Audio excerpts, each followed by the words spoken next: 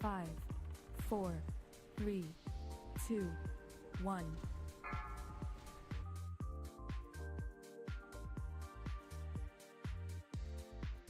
Hey guys, welcome to the stream. Gonna be doing some mount grinding for the night. May or may not be super exciting for most people, unless you just like watching numbers go up.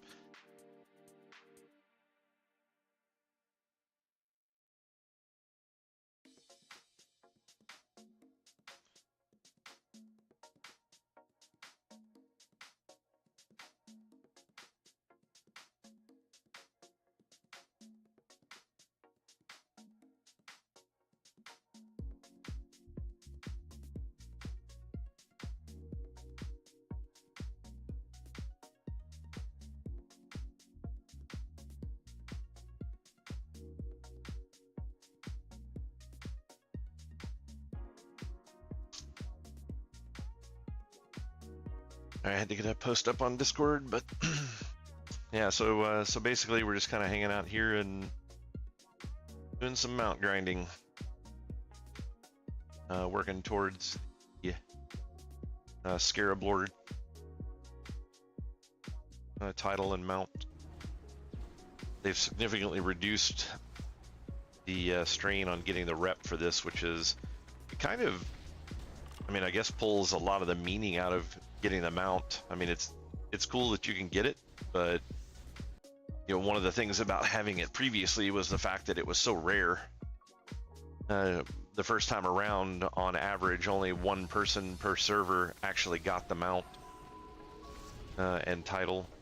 And then going through Classic, there was, you know, some guilds had a handful of people that that got it done, but there were nowhere near as many as will probably exist on Season of Discovery. The main reason being they reduced the amount of silithid fragments that you needed, so they doubled the rep that you got for the turn-in. So instead of needing 42,000 of them, you only need 21,000.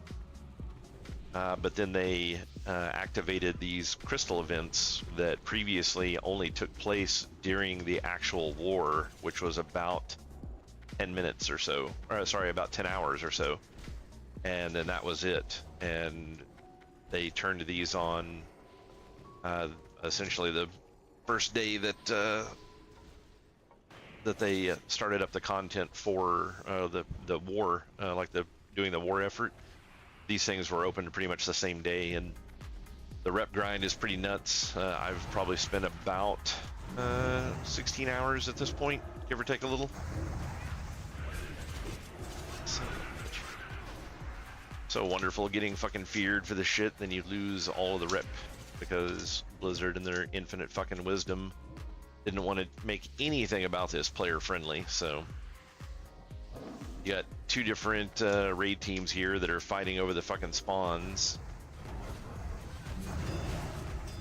and you can't get multi-tags on them, right? You're like, so two different raid teams can't tag the same target. It's whoever tags the first one first gets the rep. But you also have to be on the threat table for the thing, so if you haven't hit it or done something to get on the threat table, then you don't get threat for it, or you don't get rep for it for that way either. Like the most asinine thing I've ever seen for getting rep. I mean, normally in any other point in the game, if your raid team attacks something, you get rep for it. So on the off chance that you get feared immediately, you're just kind of screwed.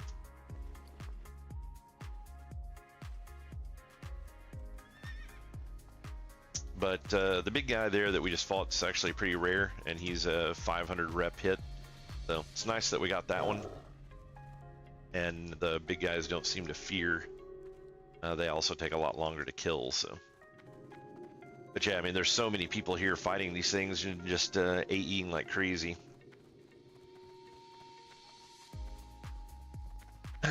Yeah, Matisse, that the big guy's guaranteed to get a rare every time. Hey, what's going on, Joe? The big guy is pretty rare. I've only seen him a handful of times in 16 hours. I've probably seen him 4 times or so, something like that. I think bloody shots saw him 5 or 6 times in like a something like a 22-hour sitting, so it's not super common. There are 2 different places that it can spawn. The other location is horde controlled, and so they are potentially getting that from time to time as well. It's actually a pretty rough class to play.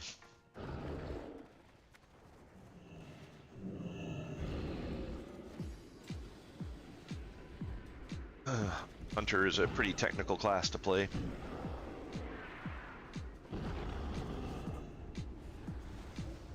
Hey, what's going on, Rizrick? Well, Bloody Shots is playing it, he's just not good at it.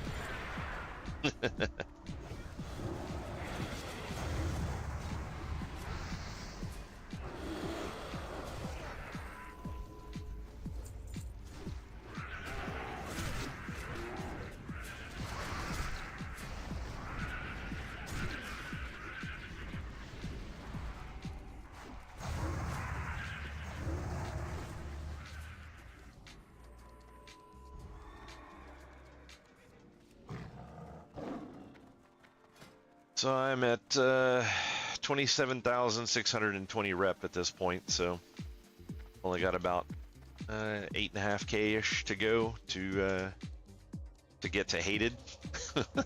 Or sorry, to get to actually I forget what's between hated and neutral, but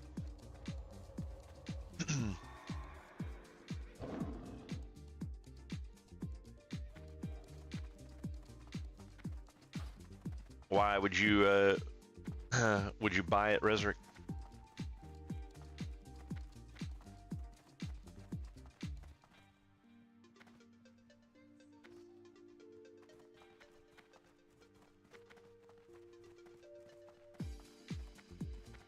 Yeah, I can't say I would buy that mount just on principle.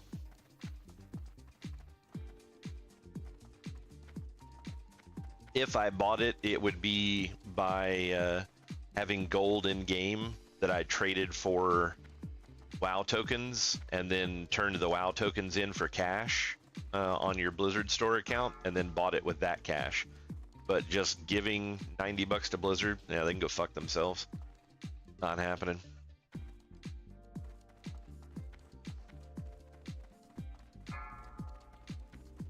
It's actually really funny, these crystal events, they literally dropped a crystal right in the dead center of Gadget Sand, so that that town is completely unusable at this point. You can't log out in the inn because you're perpetually in combat, so if you go in there to log out, you have to wait 30 seconds, and there's a very high chance that in your process of trying to log out, you will get mind controlled. And then you will most likely be killed by random players because you're mind controlled by the crystal. So both faction players can attack you at that point, which is absolutely asinine.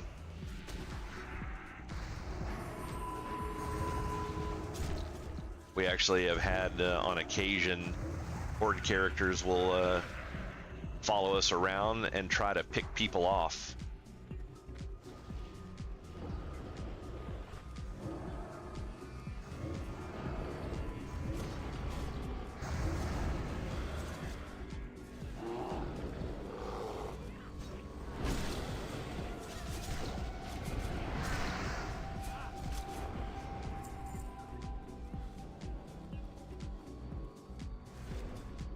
But yeah, have you not been keeping up with that, Joe? The $90 auction house mount. They re-released the big Brontosaur that had the auction house on it, but they released it as a cash shop mount for 90 bucks. A lot of very angry people with Blizzard right now.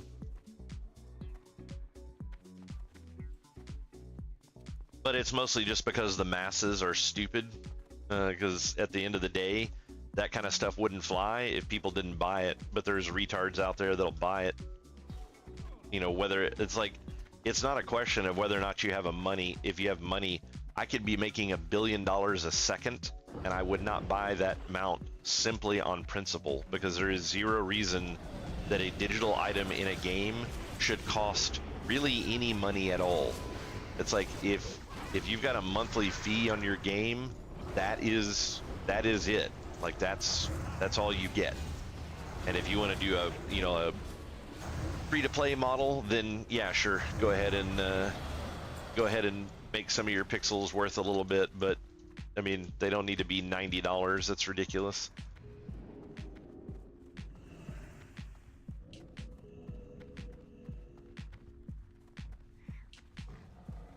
No, I don't think it's worth it. I don't think it's a good idea to buy it no matter how much expendable income you have, because then that teaches game companies that that's okay to do. And while at the end of the day it may be very minor for one game, the fact that every single game on the planet would start doing it if they thought they could get away with it is just ridiculous.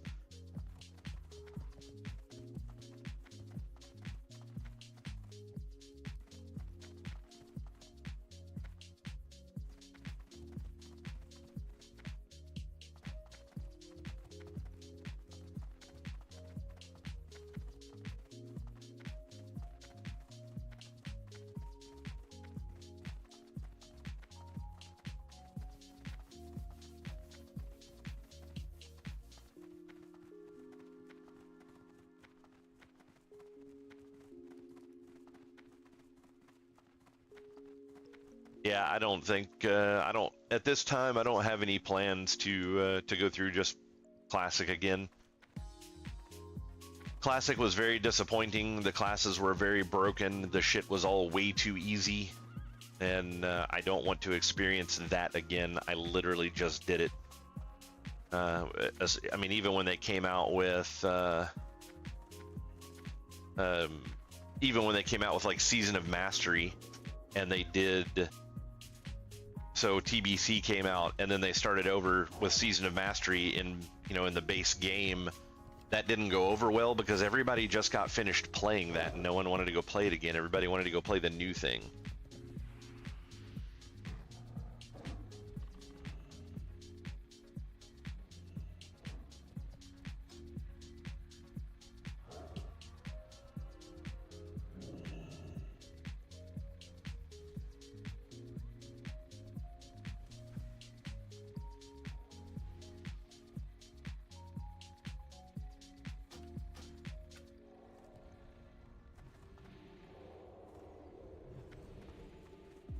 But yeah, I don't have any interest in playing through that content again. Not in the same form that it was in for Classic the first time. If they're going to do some serious changes to it, I mean, getting rid of GDKPs is nice, but to get me back, they're going to have to do a lot more changing.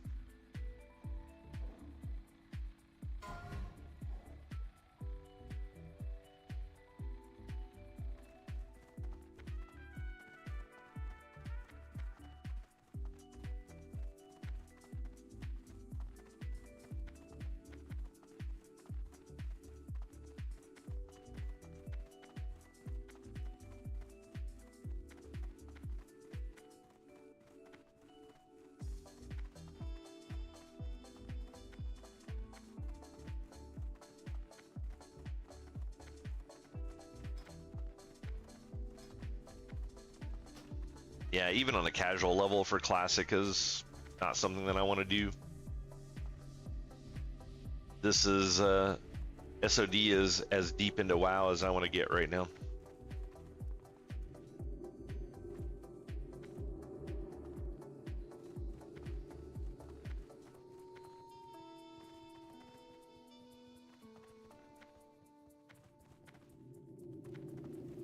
I want to finish the Scarab Lord mount because it's a mount that I've never acquired in the past.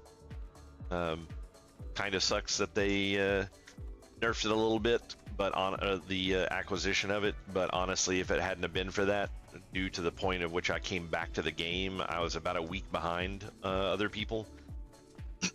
So I probably wouldn't have gotten it this time around if they hadn't nerfed the rep gain.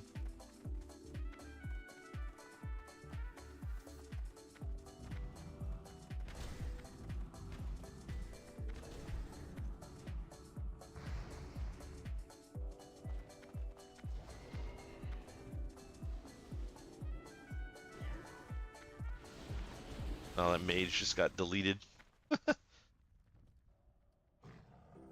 Yeah, I don't know what game is going to be good, to be honest. I'm waiting to see what the release of Pantheon is going to be. They're going to be doing that early access thing for it. That'll be hitting sometime in early December, so I'll probably do a streaming session on that so everybody can see what it looks like, because it's been under fairly tight wraps since it came out.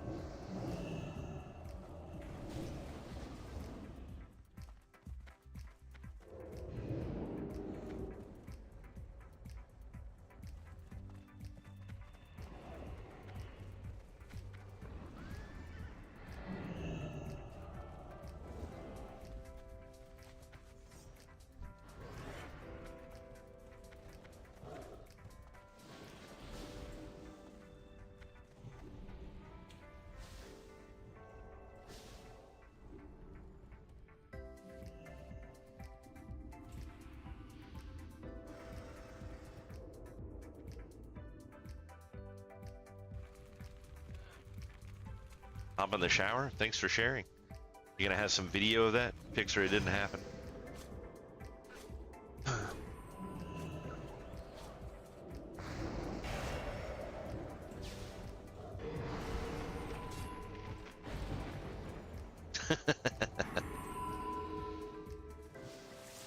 I was gonna say that was a weird combination. Hot pockets in a shower.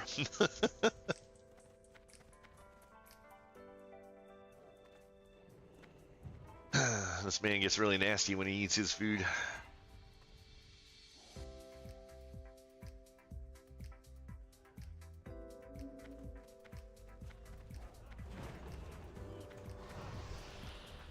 Not unless they were completely covered in ants.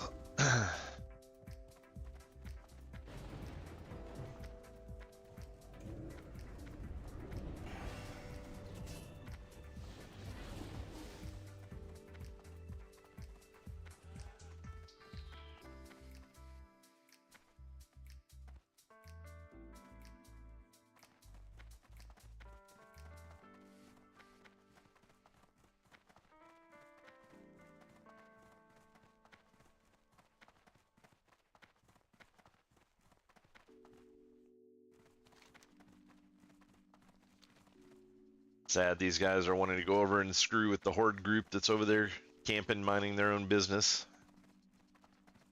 And they want to know why Horde keeps fucking with us. It's like, maybe because you're fucking with them constantly.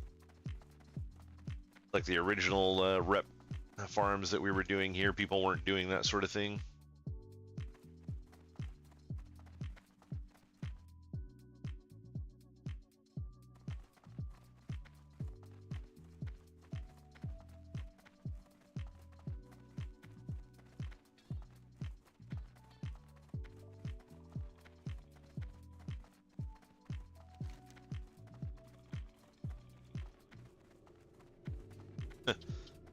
Still a fun bug going on with the game. I don't know how they managed to fuck this up, but when you're in a big raid, I don't know if this happens in like 20 and 25 man raids, but if you look at the map right here, there's one person, two people.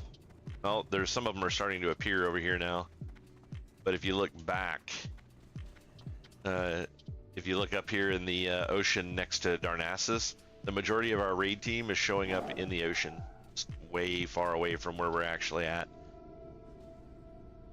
It's pretty entertaining.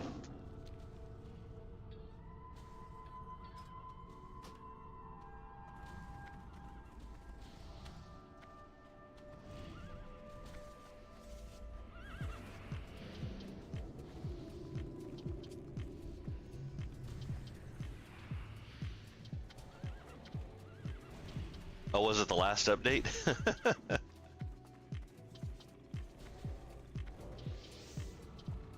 No, it's probably just my headset or allergies. Could be that too. Who knows? Or it could just be that your hearing's getting bad because you're old. Could be that too.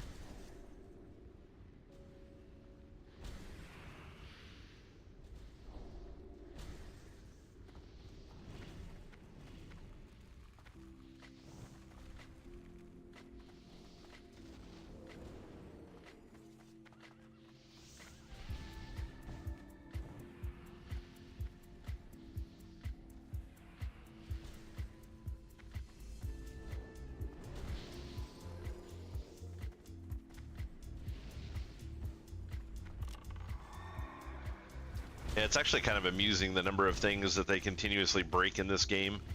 Like with all they did all these different changes to being able to do the Scarab Lord quest line to make rep gaining and stuff like that a little easier for it. And then they break one of the quest turn-ins, like a super early one, so it completely blocks you from being able to get through the quest chain, and it's been broken for over 24 hours at this point. And apparently they have stationed a GM to set at the quest turn-in and auto complete the quest for you, because the quest won't complete naturally. So I haven't, as soon as I finish this rep grind, I'll be at that point. So if they haven't done a hot fix for it, I guess I'll talk to my first GM in 18 years of playing this game.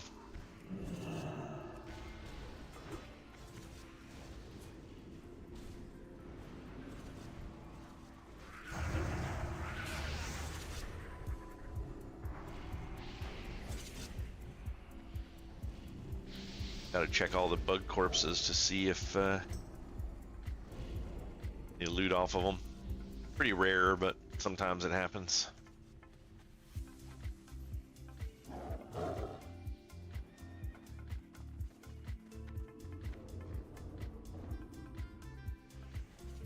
Some people get ahead of themselves. There's two spawns that happen here. They're independent of each other. Most of the time they're fairly close together, but sometimes people will kill the little bugs and then they run away.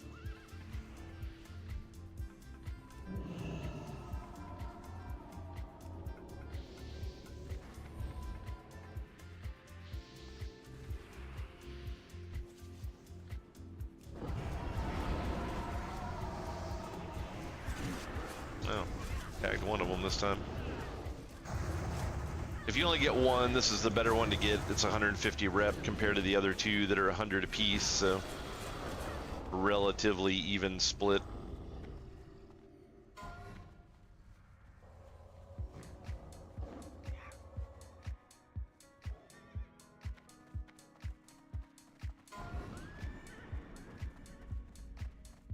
Yeah, it kind of makes me wonder, since WoW doesn't really have GMs anymore, it kind of makes you wonder who they have that's sitting over there working on that.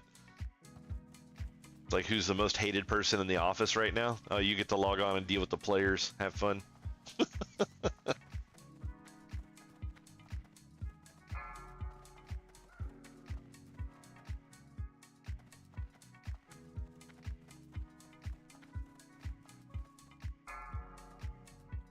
They've added a lot of things into this game that are kind of convoluted. It's a little bit annoying.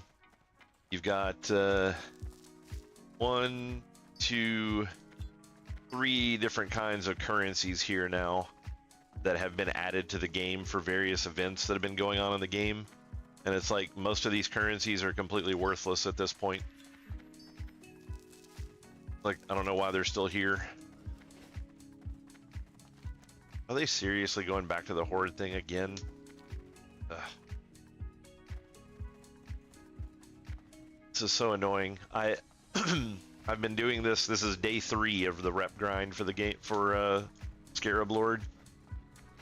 I've been spending roughly 8 hours each time doing this, and I don't know how many times that we have come over here to fuck with the horde, and never once have we gotten anything. We just come over here and waste time. And it's like, why? Especially considering the fact that, as a rule, the horde don't come over and mess with our stuff. They just stay over here to themselves. So I'm sure these guys all completely hate us.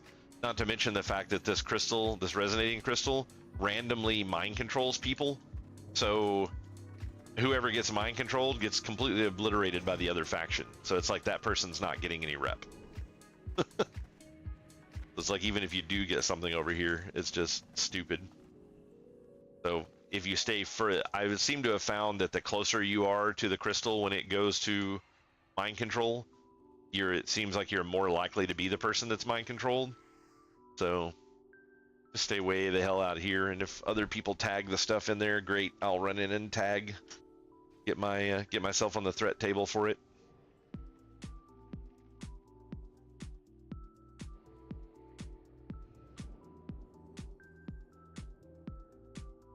Yeah, the rep grinds are pretty nuts doing this stuff. It's way faster. I mean, like I said, I'm 16 hours in and I have 28,000 rep right now. So I'm getting about 14K for every 8 hours.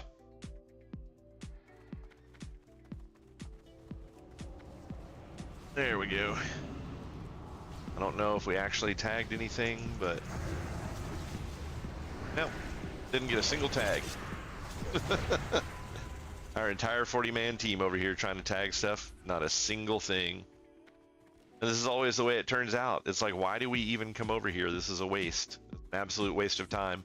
There's like 4 or 5 other crystals that will have up to about 15 creatures that spawn around them. Each one of those creatures are worth 5 rep each, and basically no one is going around killing them. So we go to the Alliance one, fight another Alliance raid team for the big spawn, and they just stay there, and then we run around and collect all the kill all the creatures at all the other crystals. So as a rule, we're getting rep faster than any other group out here.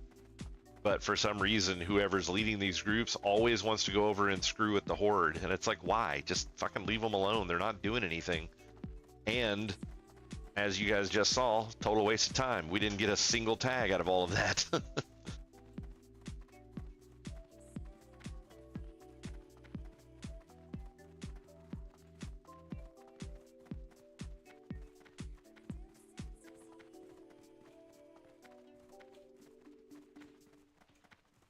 But yeah, you can get rep pretty quickly. The spawns, I think all the crystals are on the same spawn rate, and it's basically 17.5 minutes plus or minus 2.5 minutes. So yeah, like here's a big spawn pile around here. Every single one of these creatures will give 5 reps. So this is more than 50. This is more than a 50 rep pile here. You got all the bugs on the other side too that for whatever reason didn't want to come over here and play. Oh, and I'm stunned. Like, people are constantly getting mind controlled, and the paladins will just like hodge the fuck out of everybody while they're mind controlled. Or you get feared, or whatever. It's just like, it's really annoying.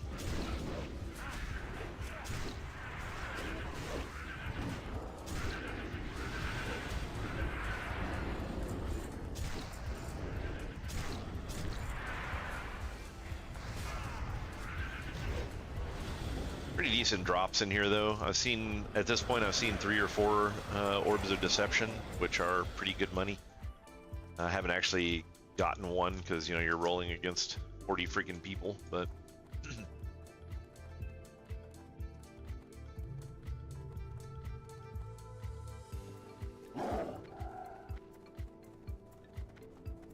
as far away from that damn crystal as I can.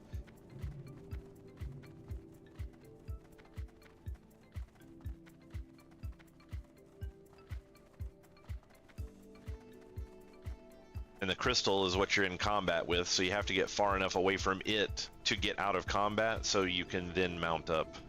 It's like, this is the most asinine event that they've ever had, and you can tell because it's one of the early events from the game. That's where we're tracking the spawn times of the crystals, so we know when to go back to the big crystal. Because the big crystals, so these other ones have 10 or 15 guys that spawn around them. They all give 5 rep apiece. So you're looking at like 75 rep or so for taking them out. And then when you... Shit, I got stunned. I'm not going to get any fucking rep for this at all. That's so ridiculous. You have to get on the fucking threat table to get rep. It's not good enough that someone on your raid team hit it. You have to be on the fucking threat table, and because of their retardedly infinite wisdom, they decided that getting attacked by the enemy doesn't put you on their threat table somehow. Like, that's... So I get stunned by an enemy or feared by an enemy, and I'm not on their threat table. So, and they kill this shit so fast that if you get stunned or feared, and you didn't already hit something, it'll all be dead before the stun or fucking fear wears off. Super annoying. But anyways, you're getting roughly 25 to 75 rep for every one of these towers out here that you go and clear out. Even this giant guy right here is only worth 5 rep. It's really stupid. But you'll when the big one spawns, you can get a big named guy that spawns there. He's worth like 550 rep by himself. And then the bigger guys that spawn there are either 100 or 150 rep, depending on which one you kill. And then 10 bugs will spawn that are 50 rep a piece. So that one crystal is like a super crystal. Let's call it the Supreme General spawns there, which is the big named guy. So everyone calls it the Supreme Crystal. And like I said, we have one, and the Horde has one that they control. This would have been such a better system if they would have either gotten rid of the fears and mind controls, or if they would have just made it to where anyone that tags the enemies gets credit. Like, either one of those things would have been perfectly fine.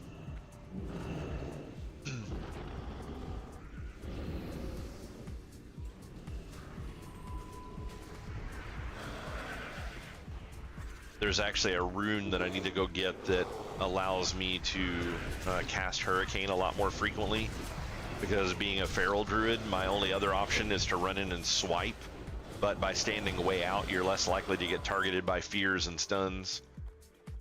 But there is there's a rune that you can get that, I guess it's either significantly reduces the recast time of Hurricane, or it disables the recast time completely. I have a minute cooldown on mine at the moment. Yeah, mages with Blizzard are doing okay. They tend to use something else, though. I forget what the other ability is that they're using, because in SOD you have access to Burning Crusade and Wrath of the Lich King, some of the skills based on the runes. So the builds are significantly different for Season of Discovery than it is for just like baseline Classic. Yeah, Frozen Orbs, that's probably right.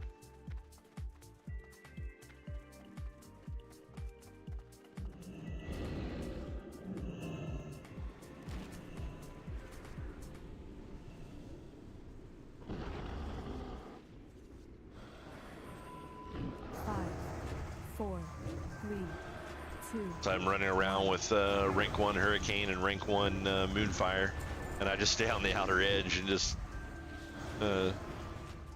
drop a Hurricane, hit as much as I can, and then just keep Moonfiring until everything's dead. It only costs 25 mana a pop and does like 9 damage, but it gets the tag.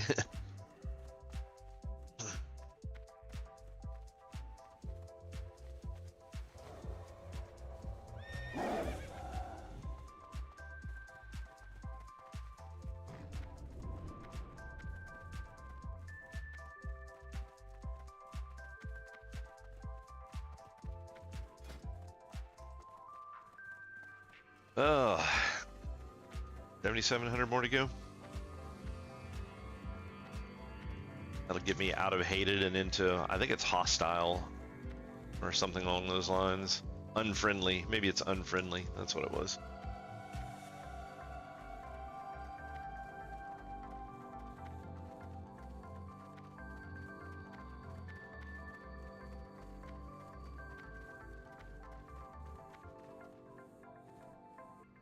It's funny how a lot of these words to people would be synonymous unless you're an MMO player, and then all of these different different words that essentially mean the same thing have a very different meaning for you. That's also amusing, some of the different words that they've decided to use. I don't think I had ever heard of the word, or, you know, for that matter, used it, of course, if you haven't heard of it, but the word amiable, I don't think I had ever heard of that word before I played EverQuest. And then it just became a standard because that was like the highest reputation that you could have for a faction.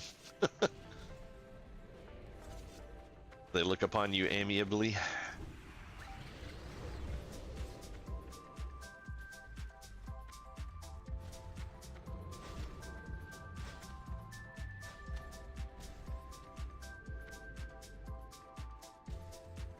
Yeah, I can't remember if I had used the word faction for anything. And it's really funny how that's very limited to EverQuest. Like, they don't call it faction in WoW. Everybody just calls it rep or reputation.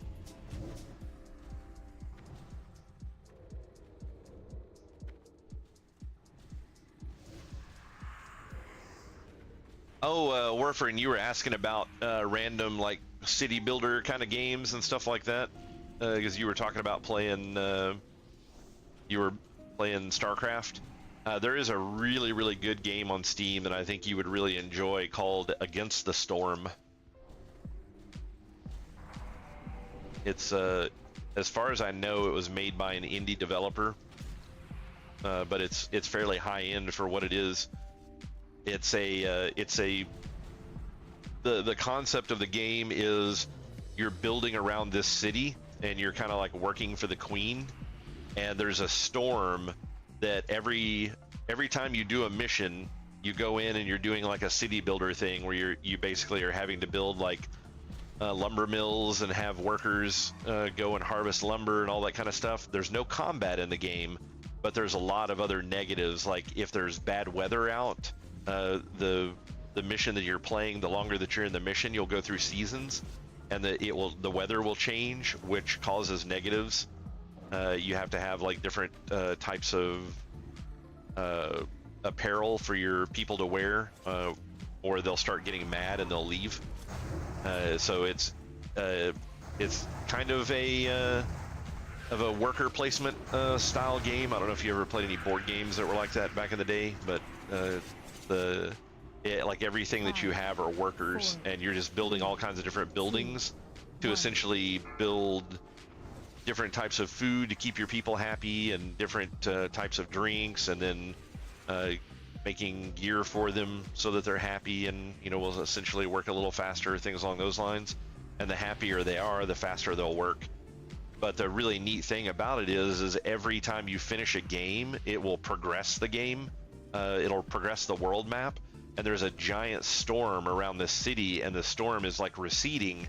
And then once you have gone through so many games, it wipes the map, and the storm comes all the way back down to immediately around the city. And then you just keep playing through the game over and over and over. And every time the storm recedes and comes back, things get a little bit harder. But the goal is when you play a mission, the next mission you get to choose a region that you want to have your next mission will be in. Like, so you play a stage, and then the storm recedes a little bit, and then it opens up more of the map, and then you pick a new region for the next mission to be in. And the goal is all of the really nice loot that you want to get for getting upgrades and things like that for your civilization are in the outer rings. So you have to kind of pick how you want to move out as the storm is receding away to go after, you know, like big sums of money or stuff like that that are kind of hidden out in the storm, that as it recedes you can go out and collect it. And then the storm comes in and destroys everything that you've done, and then you start from the center and work out again, but the region has changed and the loot is in all different places now.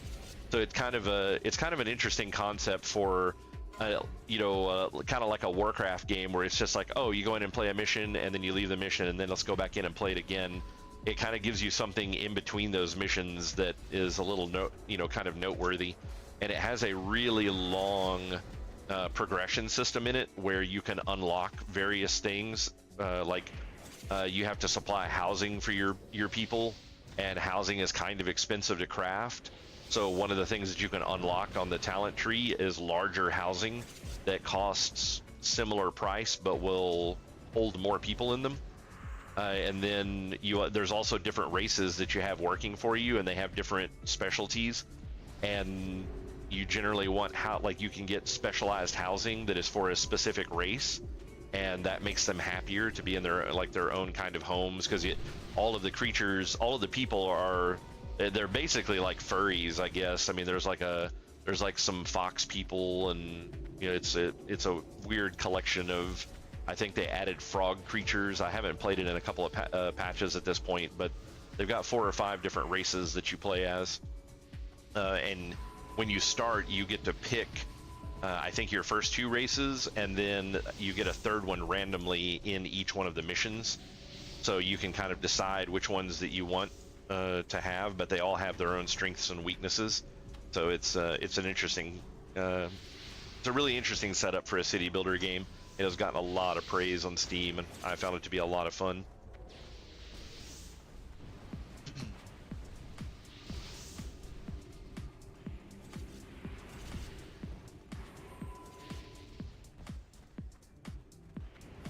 And it's very, you know, like you can save in the middle of a mission, or you know, it auto saves between missions. And most of the missions don't take insanely long amounts of time. I think maybe 30 minutes a game or so is pretty average. So it's pretty easy to just like, hey, I got a little bit, I'm gonna sit down and play one mission, and then, you know, I'll get up and go do other stuff, and then come back and play a mission again later or something like that. So it's not like Civilization, like you're stuck in your seat for like 9 hours because you don't want to walk away.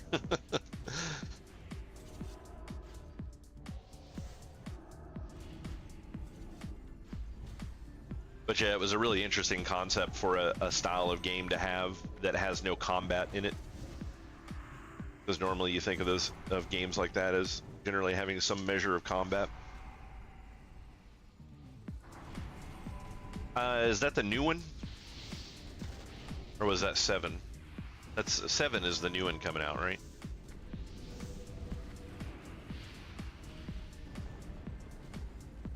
Yeah, okay. That's what I was thinking, that it was further away than that.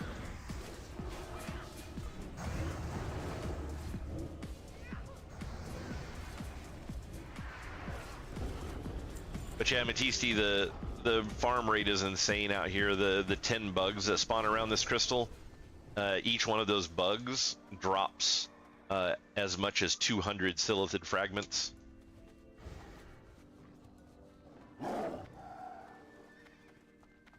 So you're getting somewhere between 1,500 and 2,000 silithid fragments spawning every 20 minutes.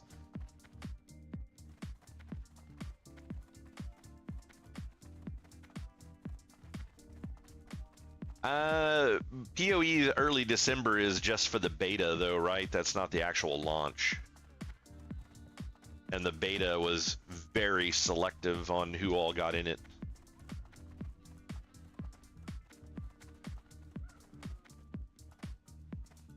Indifference was in here. We were talking about it a while back. I forget what it was like, but you had to have something like 800 hours played in the previous year in order to qualify for the beta.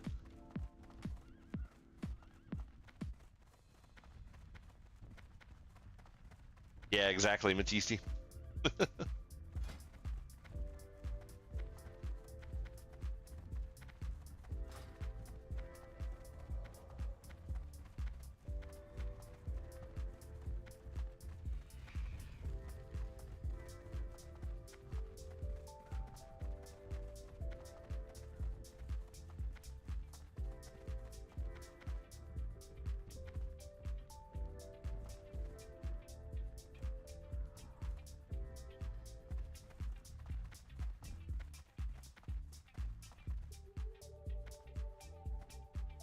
Yeah, I'll be interested to see some of the videos that come out of PoE 2. I kind of would have liked to have played it just to see what it was going to be like, but I mean, watching some videos will probably tell me as much as I need to know, unless it's just so significantly different that you lose the concept for the feel of it by watching it.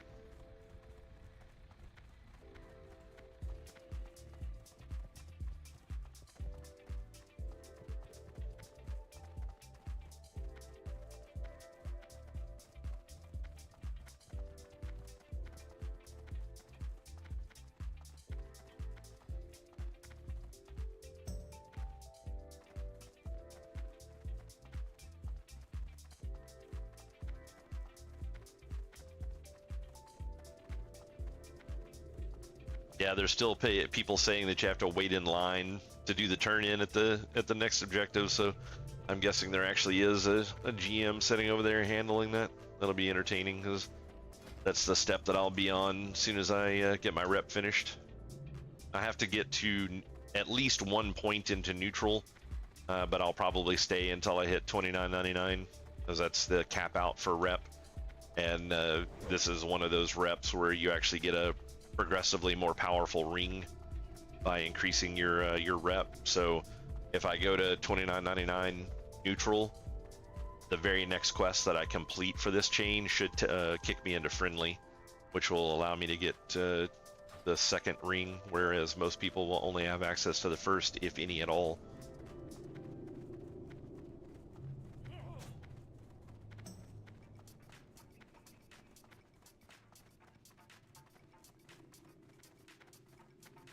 It's basically 42,000 rep to get to.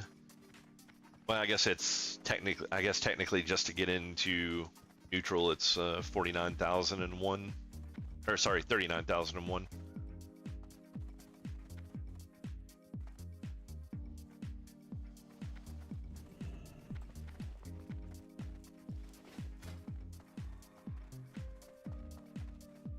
Or actually, sorry, I'm mistaken. I think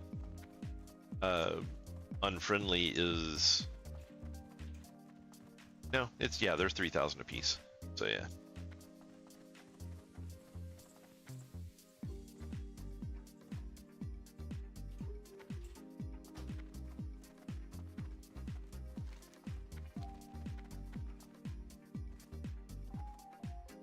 They just don't have enough of these things spawning for everyone that's here.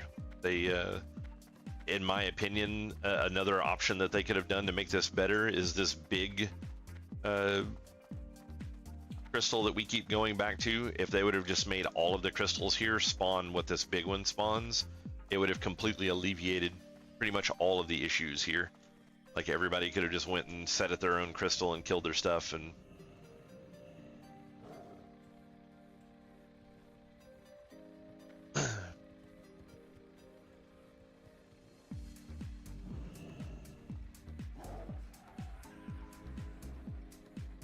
I sold out of my fragments early, which is good.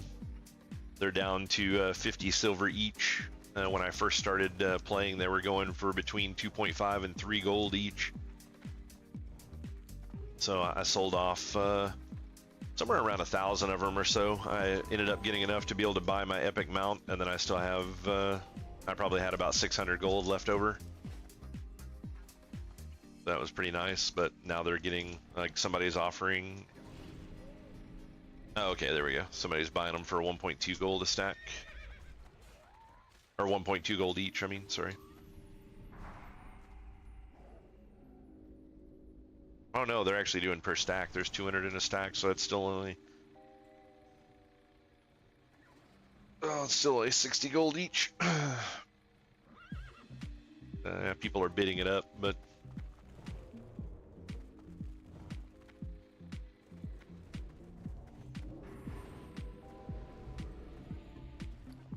I don't have any left over, and I haven't gotten lucky enough to get any off of these bugs that are here.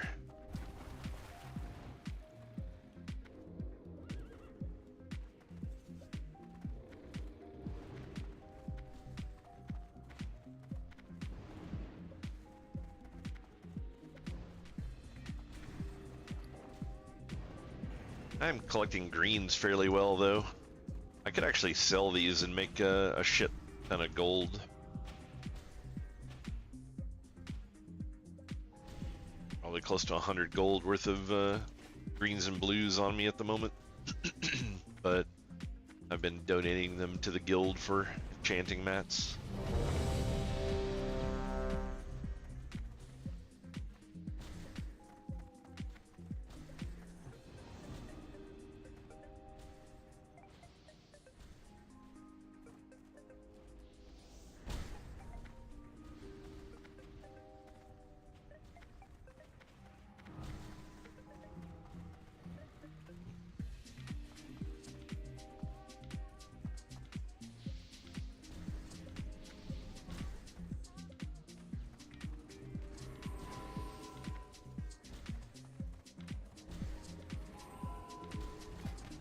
Ended up doing fairly well off of the raid yesterday.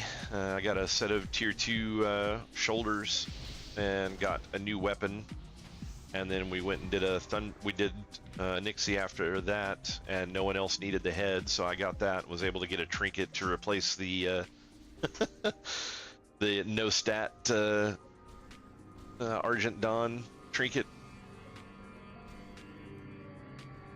Actually, I'm looking through my stuff here. I don't even see where it went.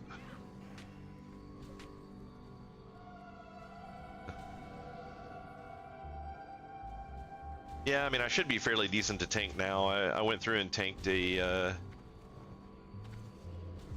Upper Blackrock Spire. I did a solo tank on that one. It still blows my mind that people are running that with 10.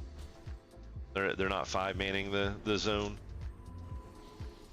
So they've done something different about the balancing there, because in Classic, I don't think anyone ever did it as 10 man. They only did it as 5 during Classic.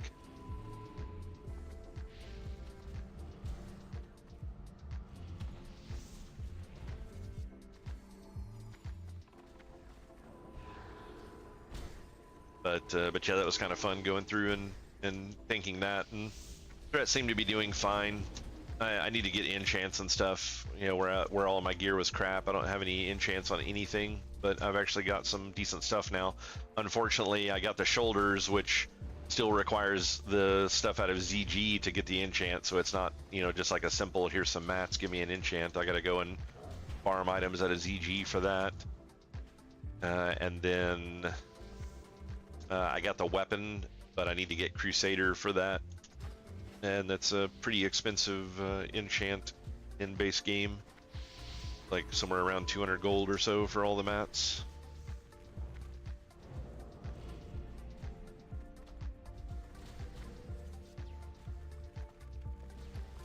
Yeah, they redid all of the sets of armor for SoD, so every single tier set has changed colors so far.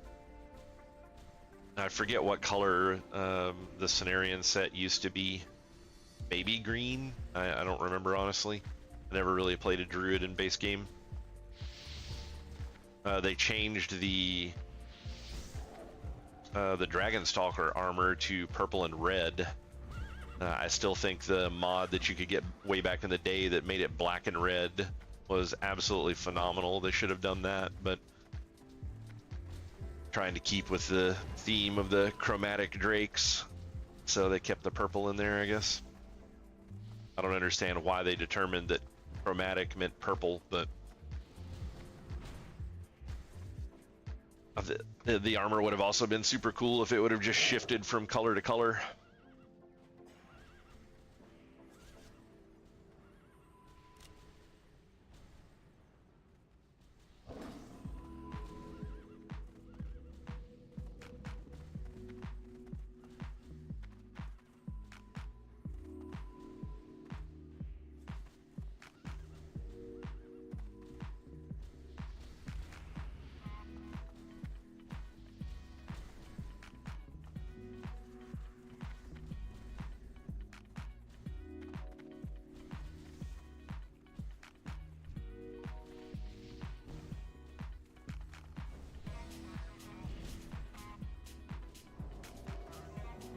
Oh, Warfare, another good game. I know you enjoyed Smash TV back in the day, so you'd either want to play this on Xbox or you would want to get a controller. But there's a really good twin stick shooter called Tesla versus Lovecraft, and you're basically playing a character that has a bunch of weapons that are inspired by Nikola Tesla, and then you're fighting a bunch of demons that are inspired by H.P. Lovecraft.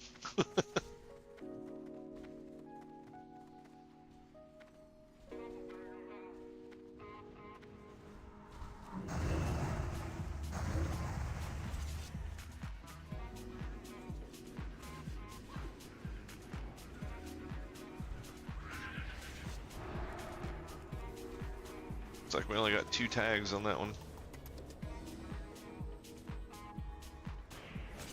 I don't see any little sparklies either.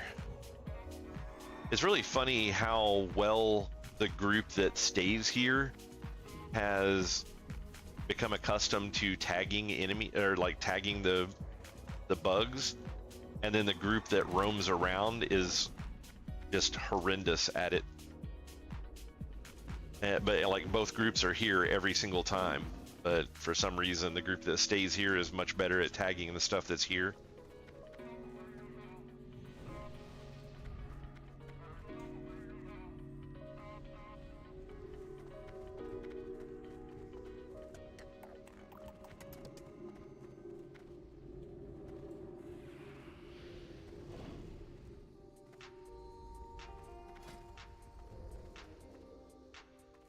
I'm hoping I can hit 30K before the stream ends. It's only 1,300 more, but this is definitely going really slow with the number of people out here.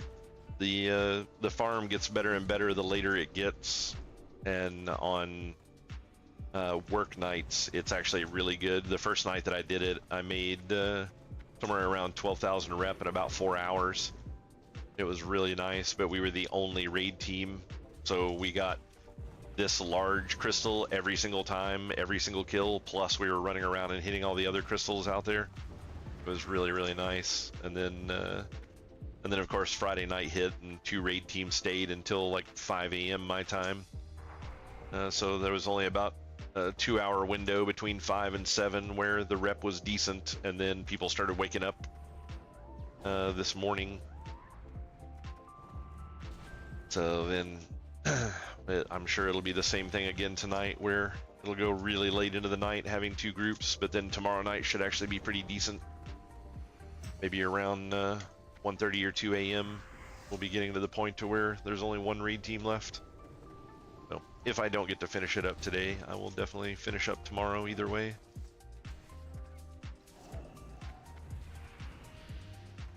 Also kind of unfortunate, like some classes just have the ability to get the rep better than other classes do. As even like with Hurricane, it's a fairly slow casting spell, like takes it a while to build up before you actually start zapping stuff. So if you get feared or stuff dies before that window, it's a problem.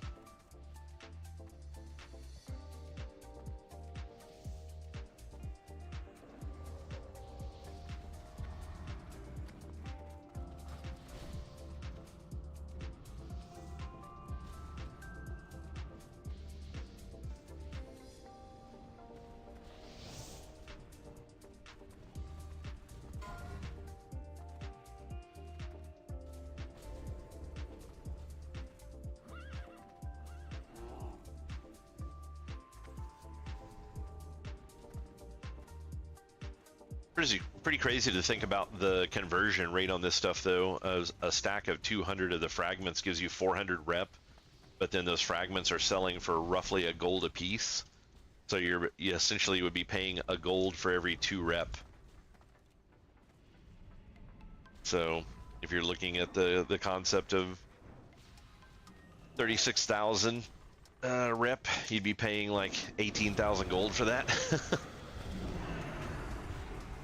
And that's just to get out of the lowest faction. That's not including continuing up the ranks.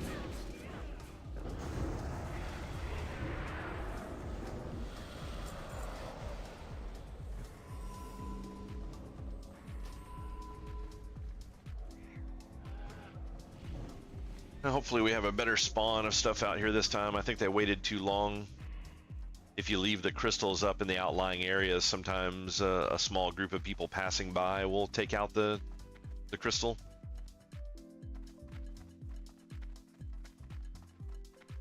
It's also funny how that is considered the biggest spawn crystal. So everyone waits until both of those spawns are done, and then that's when they get tired and leave.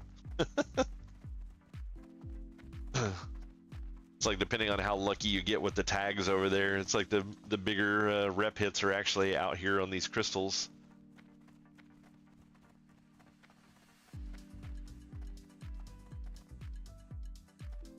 I think we got a total of 200 rep out of that spawn.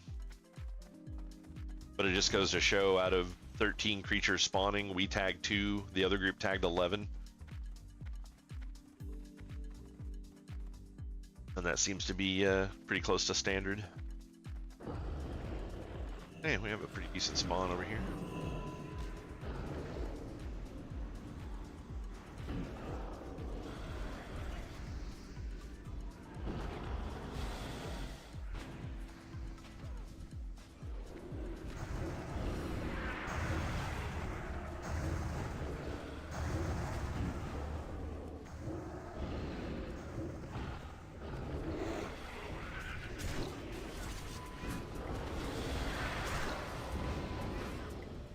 Oh, look, stunned again.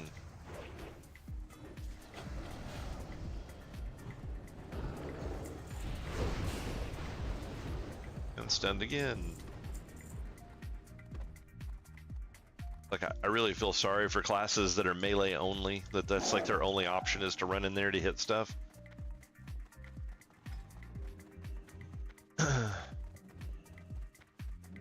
I don't know where she went, but Wesna was supposed to be in this raid that's going on in Blackwing Lair right now. I don't know if she has like an out of guild person or character or not, but she was like, I gotta go to this raid and then I'll be back, and she wanted me to get her an invite back into this group. I'm like, I don't even see you anymore.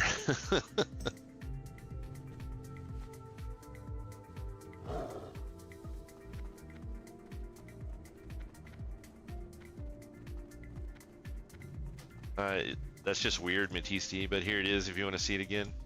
There you go.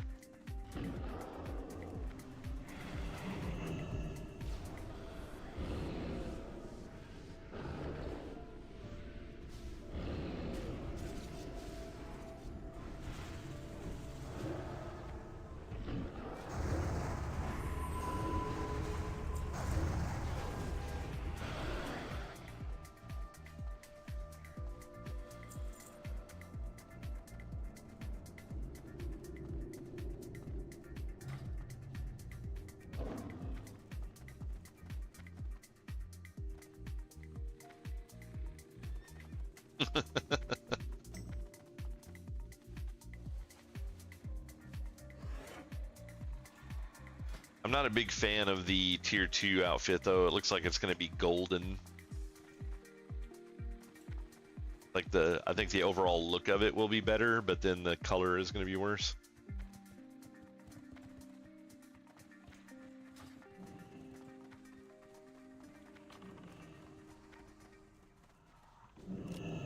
Honestly, think Blizzard would have done much better when they came up with all these different suits and stuff like that. If they just set certain colors for certain sets, you know, like for when you had less of an issue here, they could have just given you access to every color for each of the tiers. But like for hard mode versus or like heroics versus normal mode kind of thing, they could have limited the colors that you had access to, and they could have just made it to where you could make your armor any color you wanted. That way you could tell what set people were wearing. I think that's one of the big aspects that MMOs are kind of missing these days, is the fact of everybody does you know, like transmog or some sort of cosmetic alterations to the armor. I personally liked the game a lot better back when you could just look at somebody and you knew what they had done in the game. Like you knew what raids they had been in based on the gear that they were wearing. And you know, now you can't tell that at all. You have no idea what's going on with individuals based on what their gear is. Just because of how transmog works, and you know, and then it also, you know, transmog also allows people to do stupid ass shit, like figure out a way to make their female character wear like some stupid ass metal bikini from Star Wars or some bullshit like that. And it's like, yeah, kind of killing the theme here, guys. Like the rest of us don't need to know that you're mentally deranged and sex starved at school. We're good without knowing that.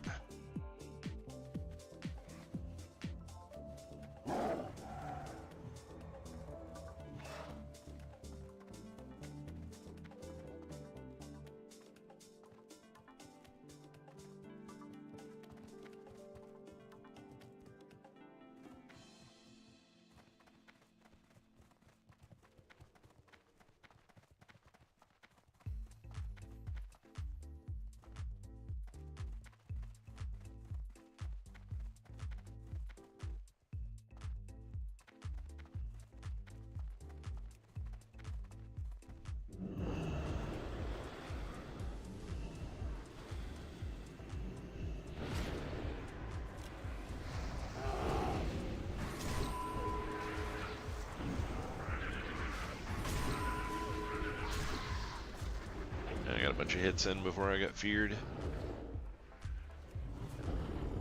Now the fears and stuns come from the people getting mind controlled. The majority of them, like some of these creatures will stun, but not many. But like you're getting paladins that get mind controlled and they stun people for like 8 bazillion seconds, and then you'll get warlocks that'll fear and warriors that do their AE fear and stuff like that. It's really annoying how much CC goes out when you try to run in and hit any of this stuff.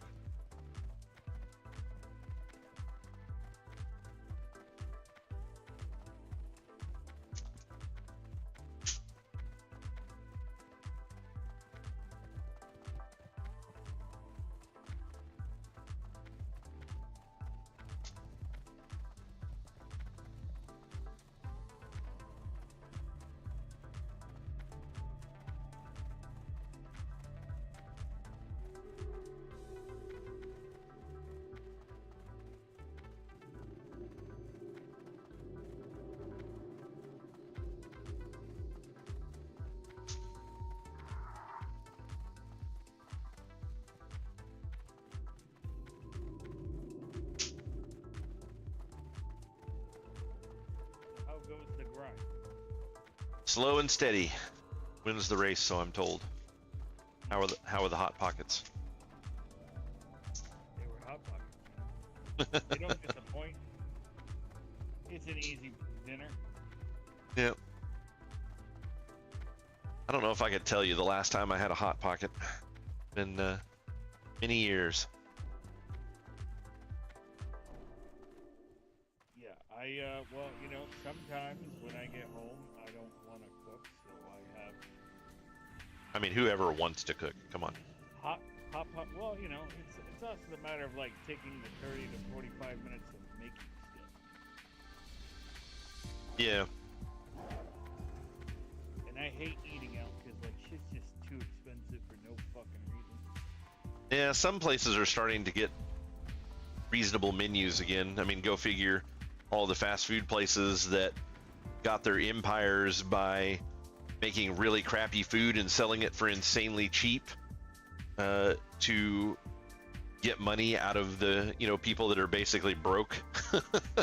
What happens when you quintuple the price of all your shit and the smart rich people don't want to buy your stuff because they know it's crap, and now the poor people can't afford to buy it anymore? Pretty funny how quickly they reverted their prices. Yeah, I mean, like, when I was a kid, the dollar menu, like, especially when I was first starting out, like, bro, like, I was broke as fuck. That was my life. You know, like, that's how I got lunch every day. I used to do the dollar menu all the time. Hell, I'd even be fine with a $2 menu, but you know, they decided to get kind of crazy. Not with you. So now they brought back the $5 lunch thing, which I end up eating once a week. Yeah. It's fucking spectacular. It's like, yes, $5. That's what this shit's worth. McDonald's doing like a once a week thing right now where you can get a 10-piece chicken nuggets for $1.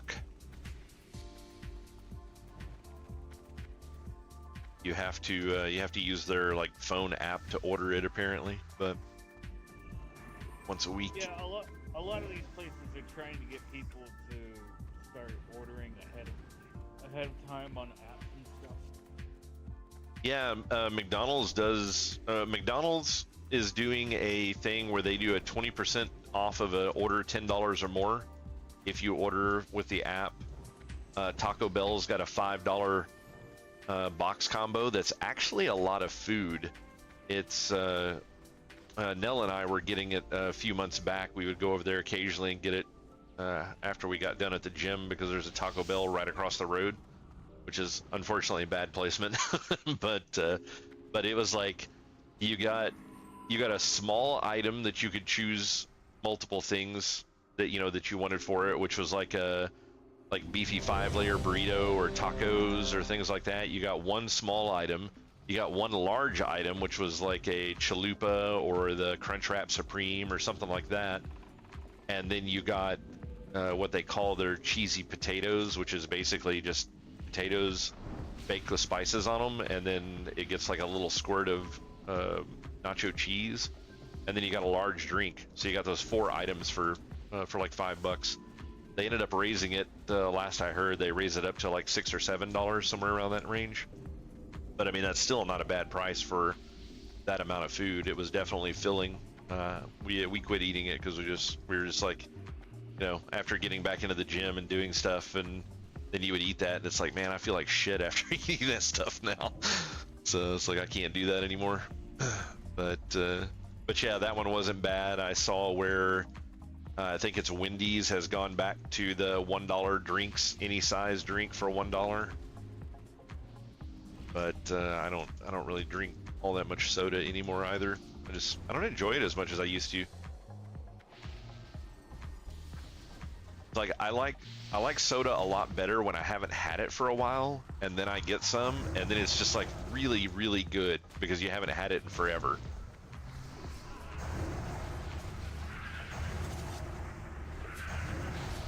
No, I mean sugar triggers the dopamine in your brain. Yeah, that's what I'm saying though, is I don't know if it's really all that effective on me anymore. It's like I don't care for sugary stuff as much as I used to, which is weird because I used to eat it like there was nothing else on the planet to eat. But I just don't enjoy sugar as much as I used to. Which I guess that's probably a good thing, since they've linked sugar to apparently sugar is worse for high blood pressure than salt is, and sugar leads to dementia and all kinds of other things. So probably a good thing that I've kind of lost a taste for it.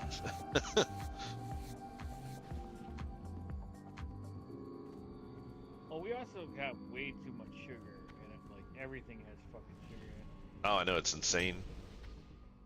But once you start actually paying attention to that stuff, it's pretty ridiculous. To the point where a lot of American products are banned in Europe because of how much sugar is in them. Mm-hmm. Like our bread is not classified as bread Yeah, that's not surprising. because And it's really funny, the kind of the surge of people saying that they're gluten intolerant, because I'm pretty certain, Warfriend may be able to back me up on this one, but I'm pretty certain that as far as the medical industry is concerned, you are either celiac disease or you are not. There is no such thing as a gluten intolerance, aside from being like, you can't be allergic to, you're either completely allergic to it or it's a non-thing. And but so many people are like, you know, like they don't want to eat gluten because they think it's doing things to them. And I'm like, I don't know if it's really the gluten or just all the other shit that's put in our bread. Because, I mean, some of this bread, it's like used to, I remember when I was younger, you would get bread, and you were doing good if the bread would last a week without getting mold on it. We had some hamburger buns that we had in the cupboard here because we don't eat hamburgers that frequently. They were in there for over 3 weeks. They started getting stale, but they weren't molding at all. And it's like, that's a little scary. It's like, what are they doing to the food now? well, They spray it with sugar, Teflon or something. well, sugar used to be used as a preservative, and that's what they're doing. Is that they're just using the sugar to make sure bread lasts.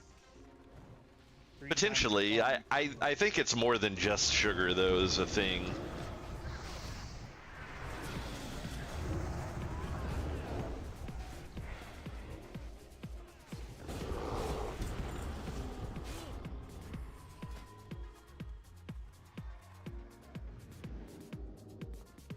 Oh yeah, I should easily hit 30K before the stream's over. Picked up a little bit.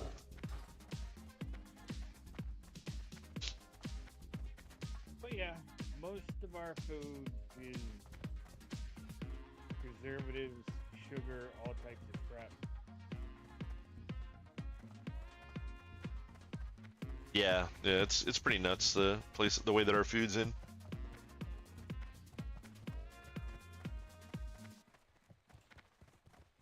But then you've got the other side of it. Matisse doesn't like the demonization of sugar. Well, then you got the other side of it though, where someone slaps organic on some shit and they think it's healthy, and it's like, no. Yeah. I mean, there's a lot of vegetables and stuff out there that they slap organic onto and increase the price, but there's really no difference between the organic and the non-organic versions of them. It's not always the case, because a lot of stuff, you know, like some of the stuff that's out there in order to get a decent crop, you know, like you've got to use pesticides and things like that on them in order for them to do well. But there's a lot of crops that don't require that still yield fairly well, but they'll stop doing something else to them and then call it organic and charge a fortune for it. And it's like all the reasons that people want things organic, this particular vegetable doesn't, you're not benefiting in that way by having organic on it. It's just it's another one of those trigger words. Like if you actually want organic stuff, go hydroponics, grow the shit in your own home. I mean, Well, also they have genetically modified food to the point where, like, I don't know exactly how it works, but the pesticide is either built into it or it's yeah, strain they definitely have genetically modified foods and stuff like that, and I'm kind of back and forth on what I think about that.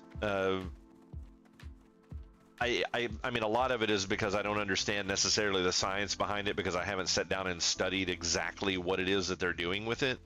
But it's like, if you can genetically modify food to the point to where it doesn't have the issues with the bugs, but then it also does not affect the people that are eating it as well, then I mean, I don't see any negative with that personally. But you know, there's a lot of people that want to argue that there hasn't been enough time to test, and then there's tons of you know, people out there that are just conspiracy theorists and think the government's trying to like fucking kill them and all this stupid shit. the problem with food regulation is that like, who's paying for these studies? Usually the companies. So you can't really like, I highly doubt that the people that make the bread are gonna say, "Oh yeah, our bread's shit. This study says so." No. Yeah.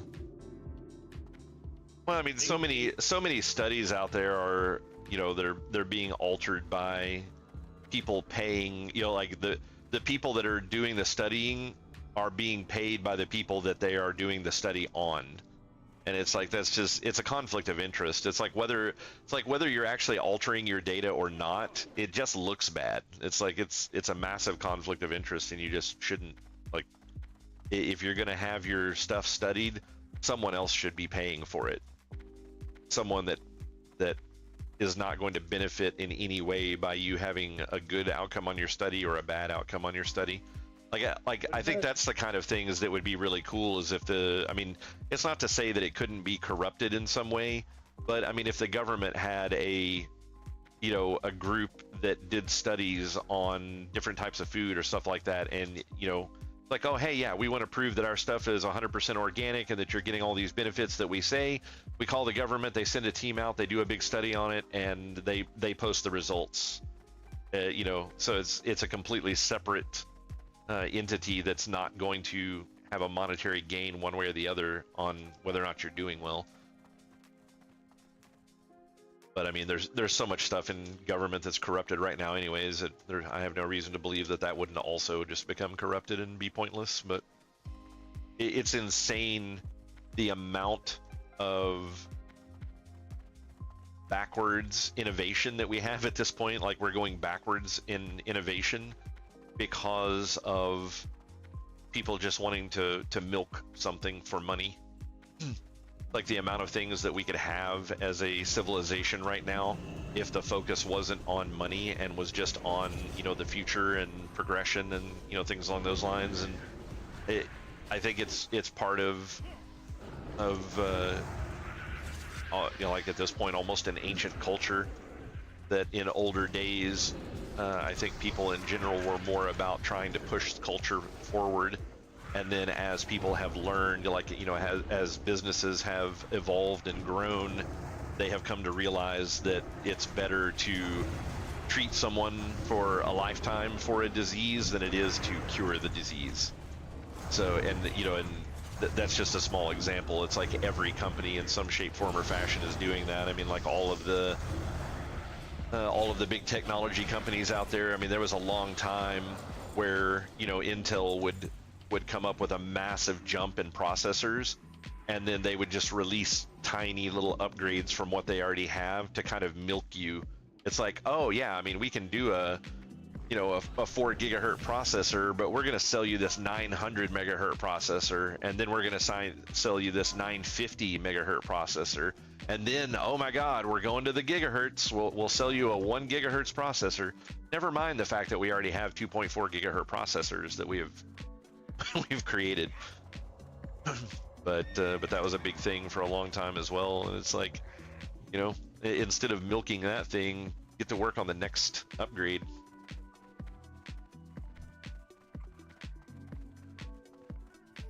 To your point, like profit incentive, not to mention for their shareholders. Like, look, we're growing at this steady pace. Yeah. Yeah, it's kind of one of those concepts when you think about like Moore's law and at the rate at which technology should be progressing. It's like, I wonder, like a lot of people are saying like, oh, Moore's law is out of date, or it's wrong, or, whatever is the argument these days. It's like, I mean, it's possible, but at the same time, I kind of wonder how much of that is just stifled by corporate greed.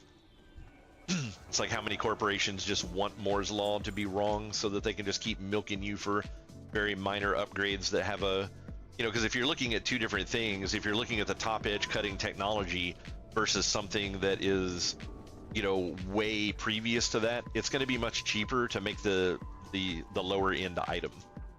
So it's far more beneficial for companies to not want something like Moore's law to be accurate any longer, because they would rather just sell you tiny little upgrades and pretend like, oh yeah, this is just the best we can do now.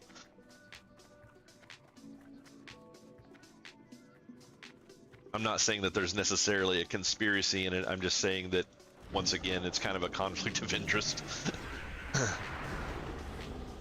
Oh, look at that. Instantaneously feared, nowhere near the middle of the fucking group.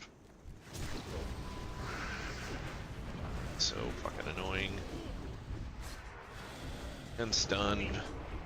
You don't need a formal.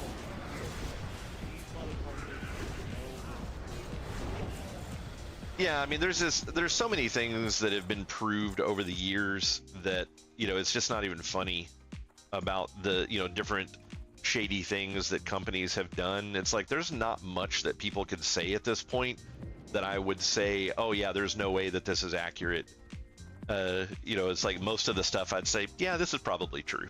It's like, there's a high chance that there's some validity to this, just for the simple fact of the crazy ass shit that companies have done in the past. I still think it's funny that most people have just kind of glossed over the fact that there was a point when CDs were pretty big still, that Sony basically wrote a backdoor into your computer on every single music CD that they made.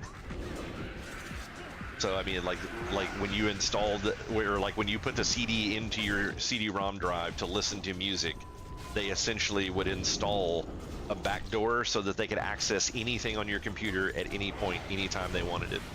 There was a huge lawsuit over this many years ago. This was back in like somewhere in the 90s, but like people just kind of let it go. And they're still a pretty high-end company, and it's like, that's a pretty devious thing to do, and I think it was mostly just because a lot of people didn't understand what that really meant back then. If a company tried to get that done now, they'd be canceled in a heartbeat. I know from my friend who streams, Sony is like the worst about copy for brands. Like, you play anything remotely related to Sony and they try to slap you with a copyright thing. Oh yeah, that wouldn't surprise me in the least. I don't really follow much about Sony anymore. I'm not a big fan of the company. I haven't been ever since the backdoor policies of the 90s on their music CDs. It's just not something that I don't think they're a good company. I don't think they are anywhere close to having any of my interests at heart. They're only interested in my money, and I'm like, I just don't see the point in giving it to them. I don't really buy their consoles. Like sometimes I'll pick one up if I you know, get the ability to get one for a really good deal or something like that. But I mean, as a rule, if I can play a game on anything other than like a PlayStation, for example, that's where I'll get it. I don't care if it's Xbox, Nintendo, or PC. But like, I'm getting to the point now to where I don't even like Nintendo anymore with their lawsuit happy bullshit and trying to copyright mechanics and games and stuff like that. It's like some of the most disgusting stuff I've ever seen.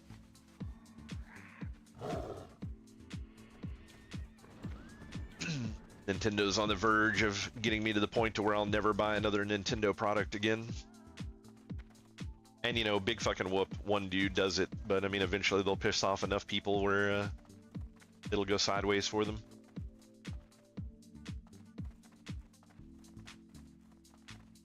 Yeah, I mean, a lot of people are disappointed in Nintendo. I just don't know how many of them are willing to act.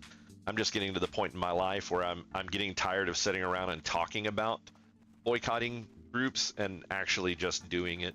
And it's like, I don't give a fuck if they're not worried about, you know, how much money I spend on games. I mean, if you add up all of the money that I spend on games in a year, I mean, it's thousands of dollars. But when it, you know, when you look at Nintendo, it's like they don't care. That's a drop in the bucket compared to how much money they have coming in. But the money that they have coming in isn't mine. And to be honest, I don't miss any of their stuff. Like, I haven't really played much Nintendo anything in quite some time, and I mean, I don't miss the Mario Brothers games. They've gone so sideways with that shit. I don't find it fun anymore. And like the Zelda games, I don't like their Zelda games anymore. And you know, like, I was never a Pokemon fan, so that didn't really do anything for me. I don't care about those one way or the other. And a lot of the other franchises that Nintendo owned, like the Metroid series and stuff like that, they don't even really make them anymore. So it's like I'm not really missing a whole lot by not being there. And in today's day and age, there's so many other shitty games out on the market to bitch about not being good than having it to be a Nintendo game. They used to be good. Yeah. It blows my mind the number of games that are being made these days, but how hard it is to find a game that's actually fun and good. I never used to have that problem, you know, 10, 15, 20 years ago or more. It's like generally then games were made and the majority of them were fun. It's like it was mostly like do you enjoy this genre or don't you? You know, kind of a question. And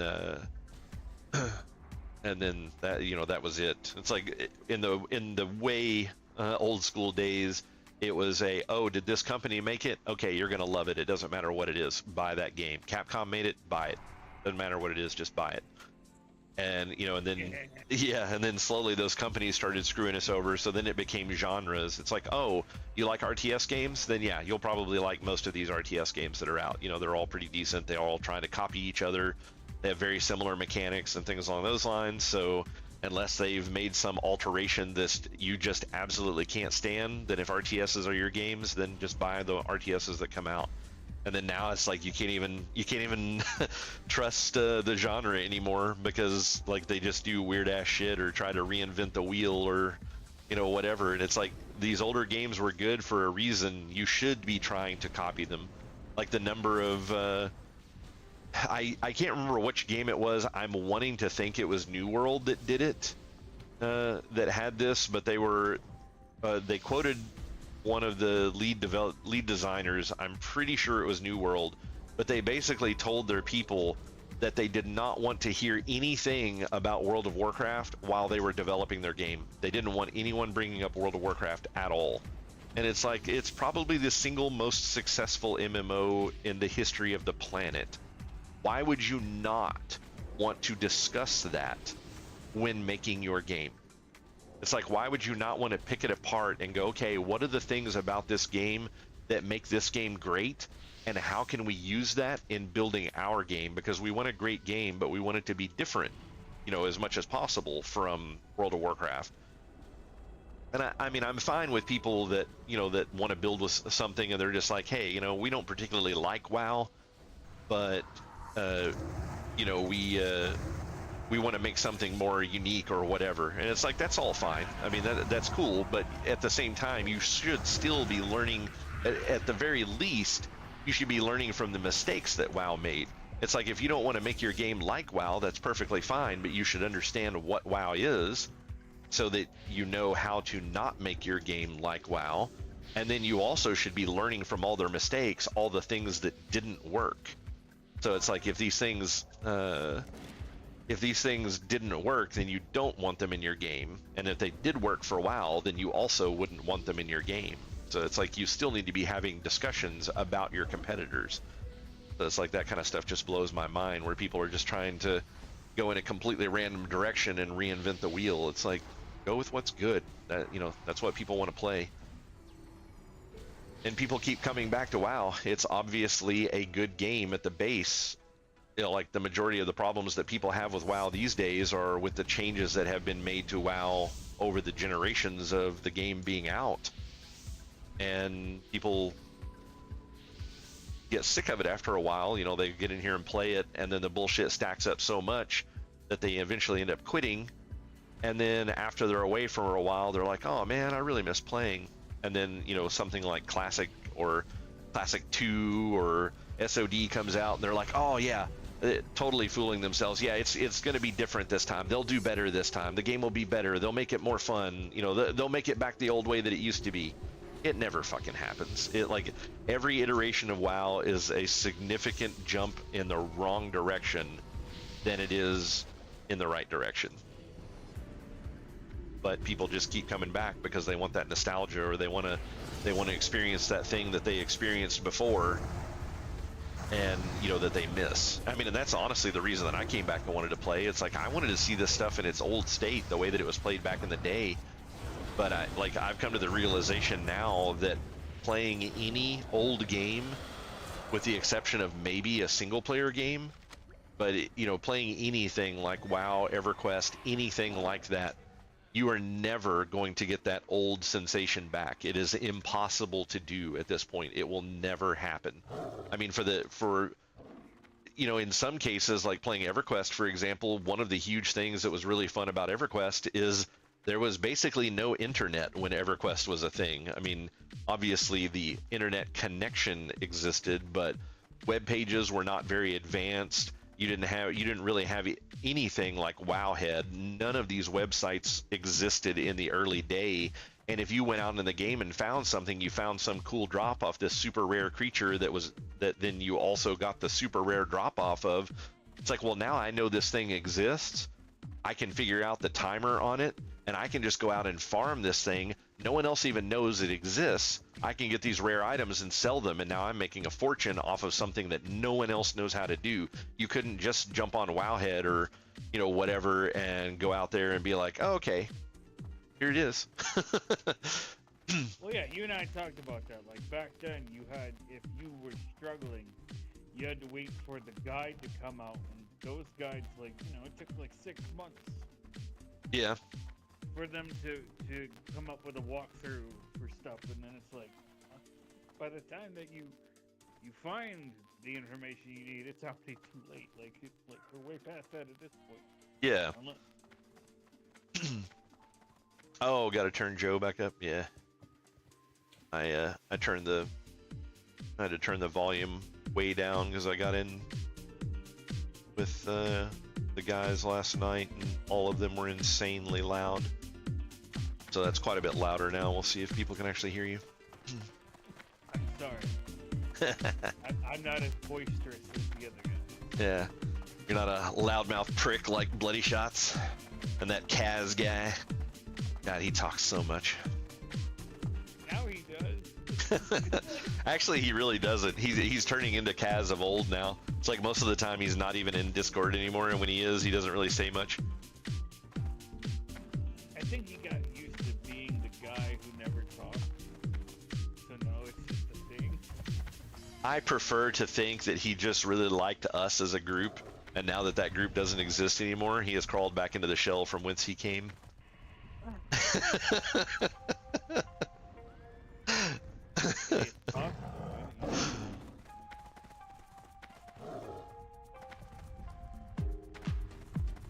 But hey, you're getting the band back together for a limited engagement. I mean, I'm not doing it. It's just it's kind of worked out that way. I feel a little bad about it in some cases because being more of a focal point of the guild, once I said that I was going to come back to SOD and play some, there were quite a few people that had the interest in coming back and playing, but a lot of them really aren't doing much. There were quite a few different people that contacted Bloody Shots and was like, hey, yeah, I'm thinking about coming back to the game. I heard Knott's coming back and want to play again or whatever. And it's like, yeah, I mean, that's cool and all, but it's like, be serious about it. It's like, if you want to come back, then come back. If you don't, then why are you having conversations with people about trying to get into raid teams and stuff like that? Just get back in and play, and if you keep playing, great. If you don't, then you don't. But you're not like, as Bloody Shots has been sitting around trying to figure out how he's going to redo all the raid teams and stuff because of everybody coming in and everybody wanting to be on the same team. Bloody, come on. All right, I'm gonna have to chat with that boy. Like, no, you don't try to fit people into the box. Because that's the one thing that you and I agreed on. Like, when people are coming in, nobody has to bring the Yeah. Yeah. Which is why when we talked about me coming back, I went there going, what do you need? Yeah. Because I'm not going to try to fit a square peg into a round hole. I will fill whatever class that needs to be filled. Yeah. And see, Fluid was supposed to be playing with us as well, but he had never played kind of base classic before. And even though the majority of stuff in SOD is very easy, solo leveling for certain classes is not really necessarily easy. I mean, this is still original WoW, and unless you have collected all the runes that give you all the new abilities, you're still dealing with the same old leveling system that previously existed that was not very solo friendly. So he's having a really rough time with the game because I think his only experience of leveling was during Wrath of the Lich King. And it's like, leveling in Wrath was stupid easy. There were no elite quests in the old world. They had stripped all that shit out. All the elite quests had been turned into normal quests. All the elite monsters had been reduced to normal monsters. I mean, it was just such a different beast. And then, so now he's trying to, to get in here and run around solo. And it's like, you can still solo, but you really have to use the entire toolkit of your class. You can't just, like with him, his big thing is just wanting to be essentially, oh wait, sorry, that was the wrong, that's why Joe's still low, because I was turning up the wrong volume. There we go, should fix it. But he's he wants to just kind of run around and level as a cat, and it's like, cat leveling as a druid is really difficult to do if you don't have some pretty decent gear. And he's like, oh, I'm killing stuff relatively fast. He's like, but I get down to essentially no health was the problem that he was having. He was getting dropped down to like 10% health after every single fight, and it's like, yeah, I mean, but that's how classic plays. I mean, that's just the way it works. Yes, modern WoW did do a lot of things. Yeah, I mean, it's a 20-year-old game. People played MMOs for different reasons when original WoW was out. Like, people liked that harder concept. People expected to group and things like that, and then when WoW got insanely popular and started bringing in all the scrub lords from the world that were just worthless pieces of trash, the game started to evolve because no one wanted to group anymore, because no one wanted to be stuck with all these random asshats. So they're like, oh, hey, can we make this game more, solo friendly? I just want to get out and play and do my own thing. I don't want to listen to people whine and bitch and piss and moan because I'm not using this ability, or not doing this or not doing that. It's like, I just want to log on and play a fucking game. Yeah, not to mention, like, Wrath is when they started the normal versus the gold. So that way the casual is, alright, you can still clear the content on normal. Yeah. Because that was something that a lot of people bitched about, with the fact that TBC, a lot of the bosses were hard, so they couldn't clear. Yeah. Which to me is hilarious. It's like, okay, or you could try to get better. Well, I mean, some people just don't want to get better. They just want to play. I mean, and I don't see anything wrong with that personally. What I don't like is when they try to pile everybody into the same boat.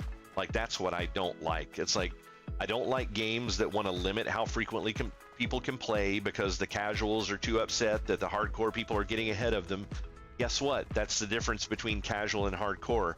If you can only afford to play a game for, an hour, every other day versus people that eat, sleep, and shit this game, it's like, I mean, that's just a priorities issue. It's like they have different priorities than you do, and you shouldn't be trying to restrict their ability to play just because you don't want to or don't have the ability to spend that amount of time playing this game. Find a different game to play. Like, stick to solo games. If you're that worried about people getting ahead of you, then play a solo game and no one will ever be ahead of you. Personally, that's why I like battle royales, because you drop in for a couple games. It's in an hour in and out. You're just killing people. It's very, I would say it's more casual friendly than an MMO like this, where you're like, okay, let's spend the next 3 hours. Yeah. I mean, I'm kind of back and forth on those kinds of things. I like games that have a reasonable amount of progression in them. I mean, I like early games that I got into. I really enjoyed playing RPGs. That was almost exclusively what I played in the early days when I had the option to play them.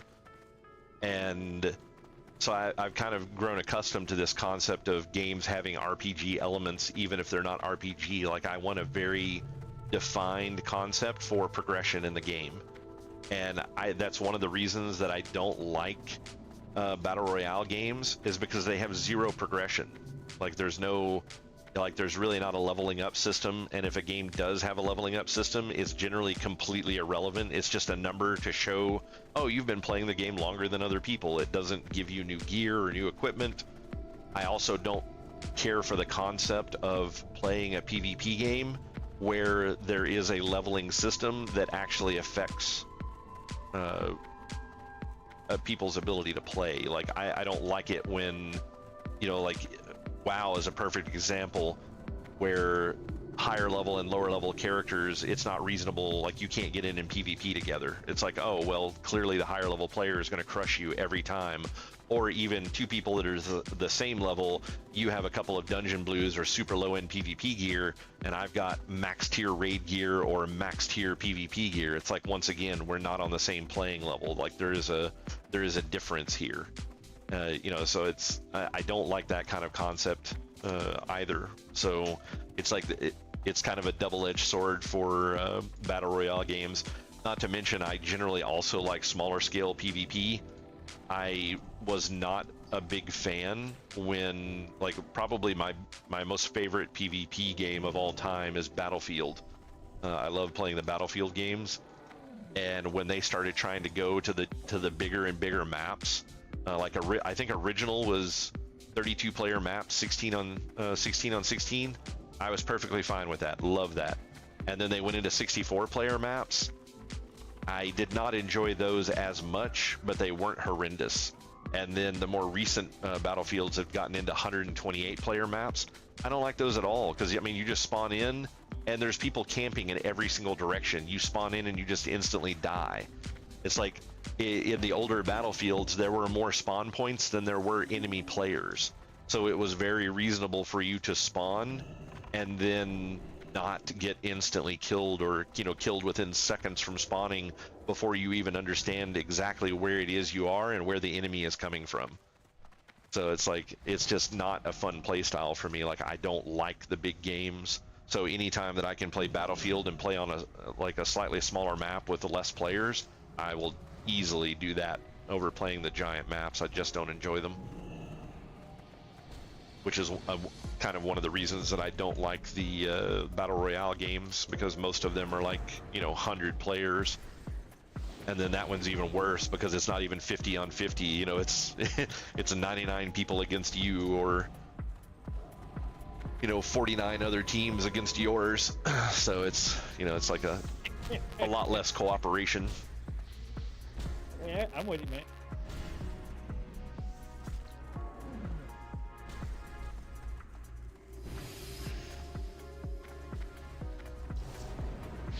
So yeah, I don't know how much longer I will continue to play PvP-based games that, as things continue to change and evolve. I don't know how much interest I will keep in them in the future. I used to love like 2D fighting games, like Mortal Kombat, Street Fighter, things like that from back in the day, or even the 3D fighters like Tekken and Soul Calibur. I used to play the shit out of those. I was hyper competitive in them, and would just play them. I mean, like Soul Calibur 2 alone, I know I spent well over $2,000 in the arcade playing that game over its life. I absolutely loved playing that game, and I would be willing to say I probably spent more than that playing stuff like the old school Mortal Kombats in the arcade and stuff like that, because that's just what I did with my money. I mean, when I had money, I would just go to the arcade and play. And yeah, so I mean, like I enjoyed doing that stuff. That was very head-to-head, very competitive, very PvP, and you were literally setting inches away from the person that you were playing. I mean, generally some parts of your body were probably touching while you were playing the game, because you're just kind of crowded around this arcade machine. And there was never any issues. I never got into a single fight with a person while playing those games. I mean, I definitely got pissed off at stuff, but I mean, I never got into a fight about even a verbal argument with anyone over playing 2D fighters back in the day. It was just a different mentality. The majority of the things that I get pissed off these days with games, it's not because somebody is better than me. It's generally because they are doing something that is considered to be frowned upon by the majority of the population. Like they're just doing some sort of weird camping thing or whatever, things that people would not do if they were sitting in the same room with you. It's funny how sitting in the same room with people makes them far less of an asshole than what they are online. So it's like, that's really the thing that's kind of turned me away from the concept of PvP stuff. It's just because the amount of cheating and things that people do, or very really, I guess, unsportsmanlike play that happen, and that stuff just really frustrates me.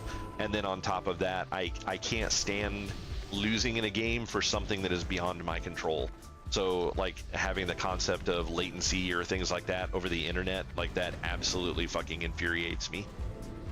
It's like if I play against somebody and we're head to head, we're in the same room, we're playing on equipment, there's no lag, there's no reason that I lost other than me losing. It's like that I can handle, but knowing that I lost a game because my internet fucked up or something like that, oh man, absolutely fucking pisses me off beyond belief.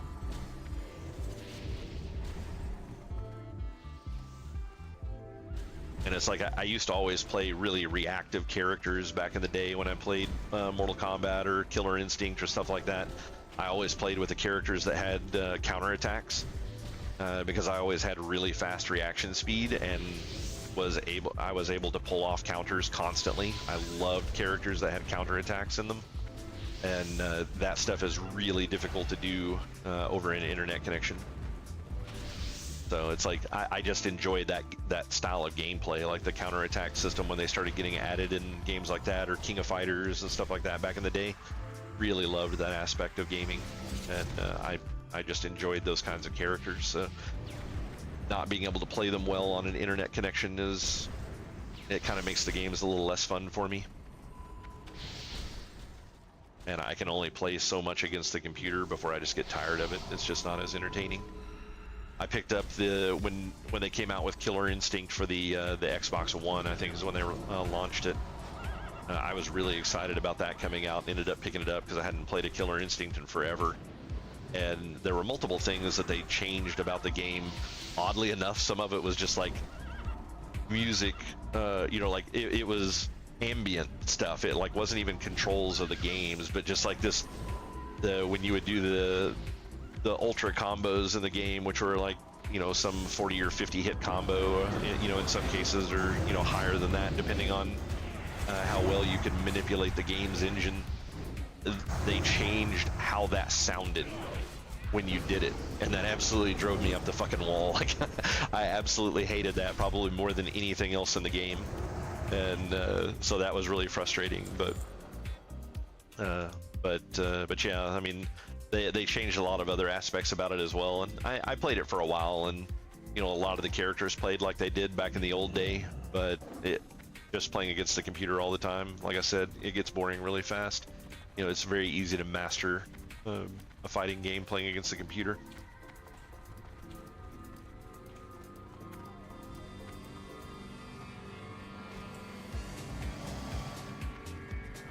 Yeah, it's not really the same concept. It's not really the same concept, but every single deck that I ever built in Magic always had counterspells and disenchants in them. I never had a deck that did not have some way to counterspell and some way to disenchant.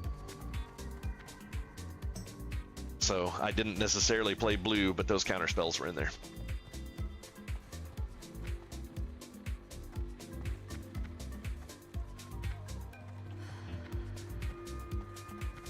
It's actually kind of funny. I think out of all the different decks that I ever played in Magic, I think I enjoyed the concept of the sliver deck the most, and that was basically after I had, you know, sold out of my Magic Empire. And God damn it, fucking stunned again.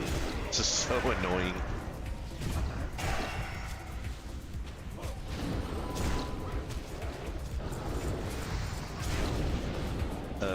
But yeah, the sliver decks were a lot of fun. I liked the combo concept of the slivers. Like, every time you brought out a new sliver, it would improve all of the slivers that you had.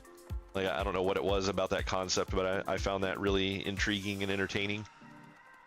They had decks kind of like that in the past. Like, when I was playing, you could do like goblin decks and things like that.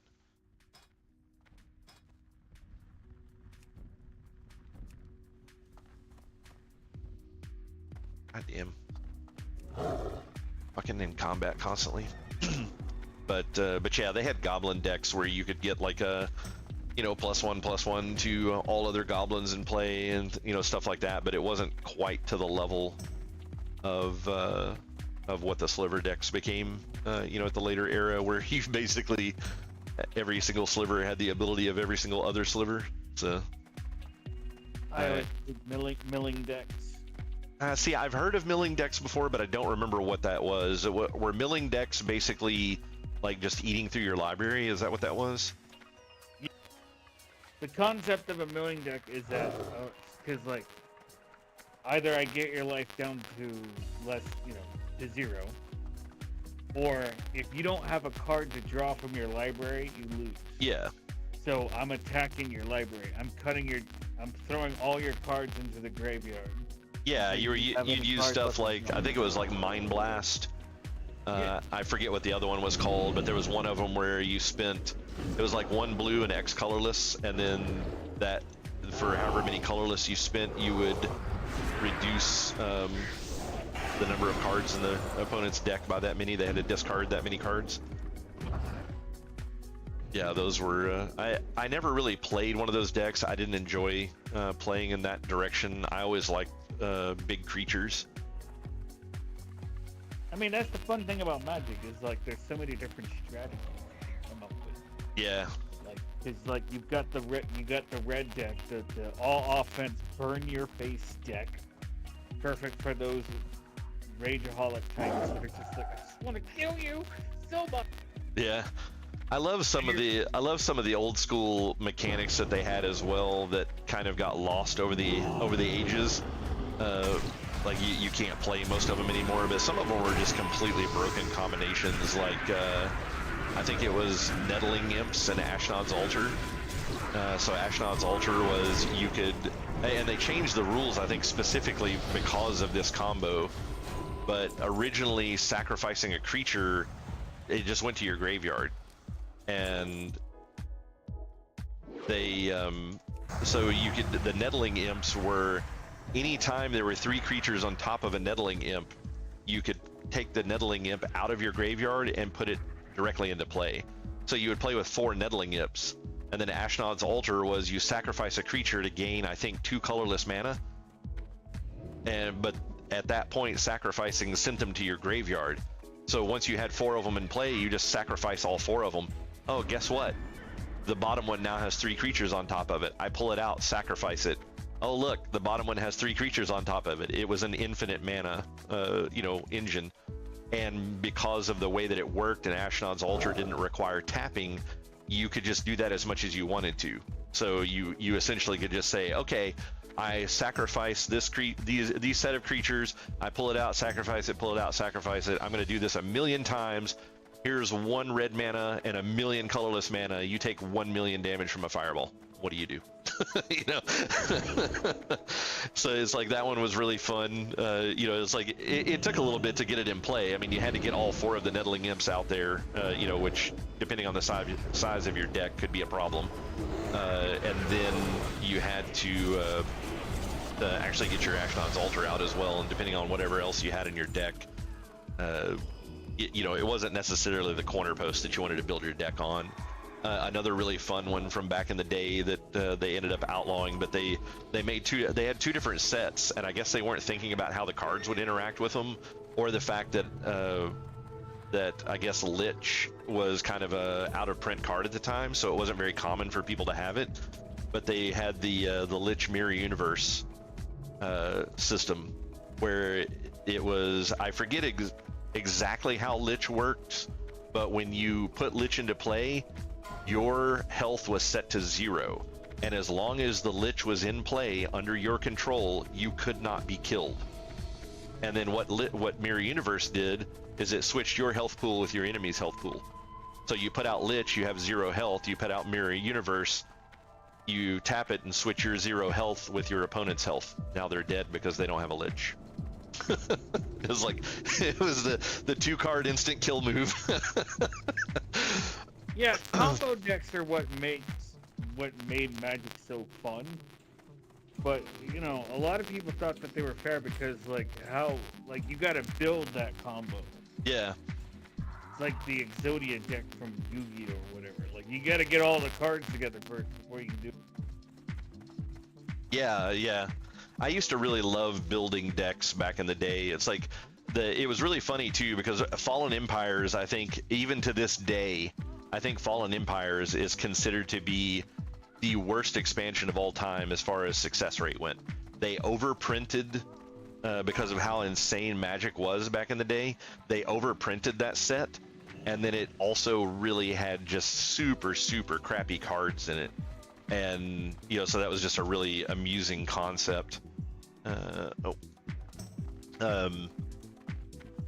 And so the expansion flopped really bad, and everybody always said it was the worst expansion to ever hit. But there were at least 2 cards that came out of that expansion that were really phenomenal. One of them was the Elvish Farmer. I forget how it worked because I never built the deck around it, because it just wasn't a deck style that I liked playing. But I think the way the Elvish Farmer worked is that essentially it gave you the ability to just gain life at an absurd rate. I forget how the Elvish Farmer worked, but something that it was doing was causing you to just generate health every single turn. So it became really difficult to kill you.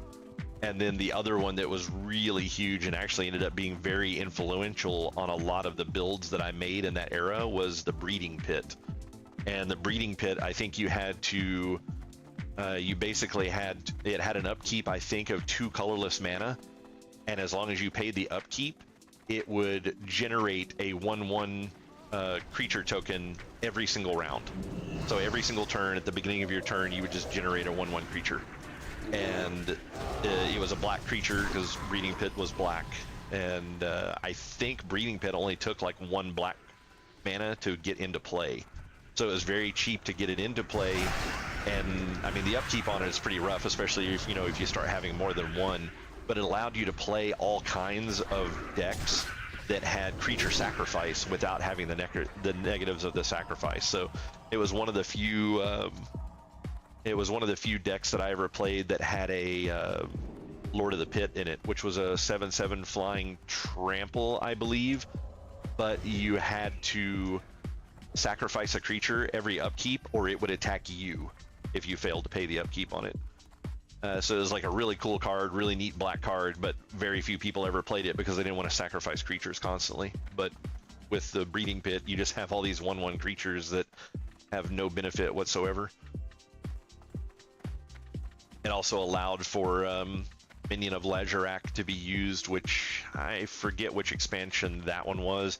It was kind of an expensive creature. I think it was 2 black, 4 colorless to summon it, and it was another one of those that had a pretty decent power to it. I think it was like a 4/4 creature, and it also required you could tap it to destroy a creature, but I think that was like if a creature wasn't destroyed in this way every turn, then you would lose Minion of Lazurak, something along those lines. There was some kind of nasty negative, but it allowed you to destroy any creature on the map. Or like on the playfield, so it could be an opponent's creature or it could be one of your own. But one of the decks that I built, I always wanted to do that because I was using these tiny little creatures that were they were super cheap. I think it was 2 black mana to summon them. It was a 1/1 creature, and they were called Cabal Ghouls. They were from the Arabian Nights expansion, which was the very first expansion the game ever had. And the Cabal Ghouls, every single time a creature dies in any way, whether it is destroyed, dies from low health, goes to the graveyard, removed from the game, period, every Cabal Ghoul in the game would get a permanent +1/+1 counter on it. So I made this really phenomenal deck that was just all about having 4 breeding pits and tons of really nasty creatures that would sacrifice creatures or destroy creatures constantly. I was destroying these 1/1 creature counters all the time, and my Cabal Ghouls were just like stacking up. I think the biggest game that I ever played in, I got Cabal Ghouls to have over 100 power and defense. It was really annoying trying to keep up with it. Like it got so bad that all of my Cabal Ghouls had the same power and toughness on them that I just had to tell people I don't have enough counters, so this pile of counters is just how powerful all of my Cabal Ghouls are. And if one of them gets out of sync with the other ones somehow, then I'll put a counter on that one. So it'll be this pile plus however many counters are on the card. So I loved making decks back in the day, though. It was a lot of fun. I've kind of looked into Magic stuff here more recently. I've played some of the Xbox games that had come out, and they've had some interesting stuff, but a lot of the times they seem to just keep redoing the shit that already has been done before. So like they had the slivers, which I really enjoyed playing, and then not too awful long ago, I mean, it's been a handful of years at this point, but then they did like Merfolk decks, and it's like, yeah, the Merfolks are basically slivers, just slightly less powerful, so it's like yeah, oh, brother. this, yeah. It's been out for 31 years. Yeah. They have lost the plot. They are out of ideas. Yeah, well, yeah. I mean, it's like you can only keep something going for so long, and having the same team coming up with ideas before everything is just going to be, repeats of stuff that have already existed. But my argument is, if you played with a really powerful deck back in the day before they rule all it and basically got it out of the game, why would you ever want to play with the watered down version of it anymore? Oh, for real, they do come up with some original shit, but yeah, but they do also just bring back the old school, like they reprint old school stuff or rehash. And a lot of the times when they come up with new stuff at this point, it's like an expansion-based theme. It's not like, oh, like the 700 new cards came out in this expansion and all of them are phenomenal and, and whatnot. And it's like, like they're all like, you can do these wild combinations and stuff with them. Yeah, but I mean, at the end of the day, I don't think the average person cares about whether or not the game's balanced. They care about having fun with it. That was what was fun with making decks back in the day, was because you had to be really creative and you had to know every single card that was out and how they would interact with each other. Now it's like, I think he's being no, I don't think he is. Because like I know for a fact that there are decks that you just walk in and you win. Like Yeah. Yeah, it's just like things are a lot more limited now than what they used to be. Like there's not as much diversity in the game. It's like there's generally only a handful of decks for each section that can be played that are worth playing. Or, in some cases, like, he's kind of alluding to here, is there may be a specific meta that is just like you play this or you don't really have much of a chance at winning.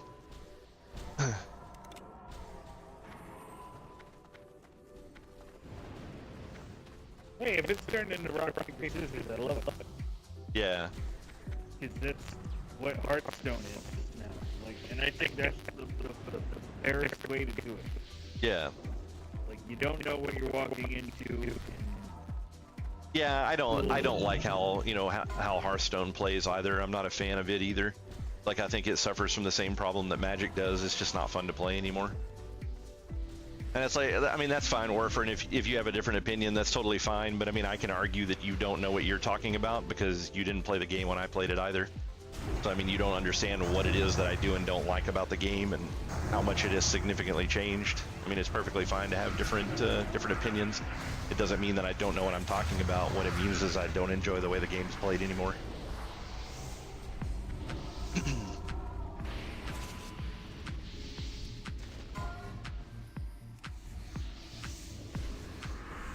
I also am not a big fan of how everything is kind of like, if you play the online versions of it and stuff, that I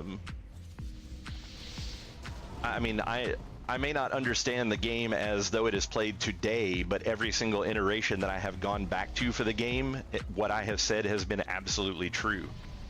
So, I mean, I have played the game more than just when I originally played it. I have played it since you have played it, and as of the times that I have played it, what I'm saying is accurate.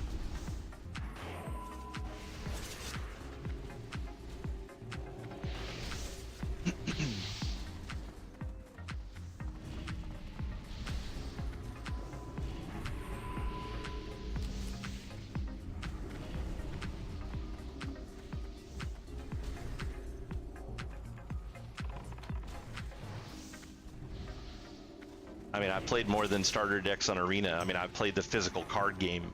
I've played it in different formats. I've played the Xbox versions of the games that were collections of tons of different, very high-end decks for the era in which they were played.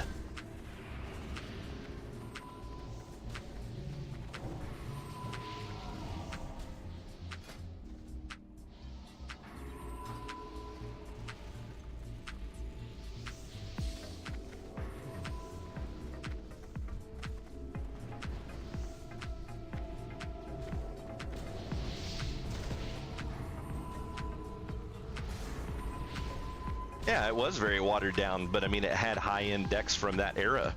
I mean, the unfortunate part was the fact that you had to play exactly those decks. You didn't get to do any personal customization to them. Later on, they started getting better where you could actually customize the decks, and they would give you would get enough cards to where you could basically get a sideboard and switch stuff in and out. And then I think some of the more recent ones, because they've had a couple that I haven't played, but I was reading up on them because I was actually thinking about picking one up. But they seem like they have a lot more freedom for being able to just like strip the deck apart and kind of rebuild it from scratch however you want.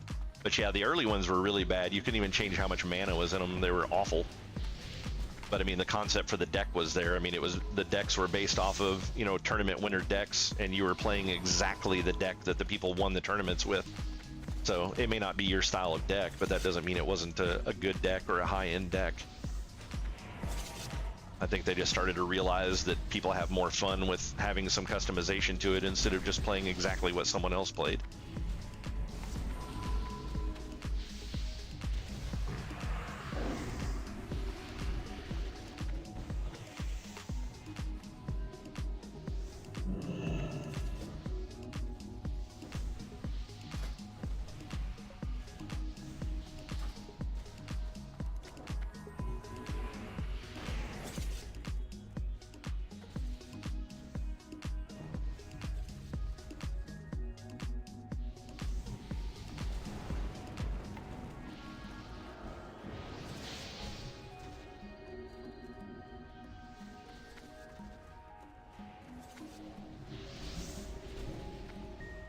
Well, I need to run.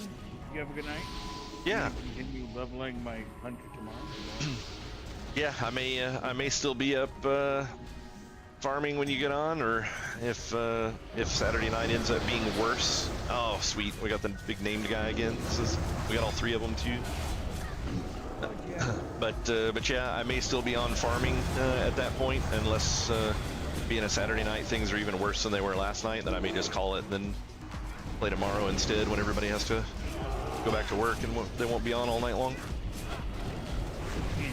Have a good night. Yep, take it easy, man. Oh, we had control over all three of these, but I think I missed a tag on one of them or something. I only got rep for one of them.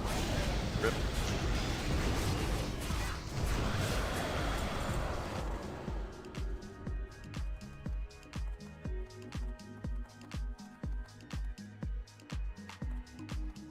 It's a good rep hit though.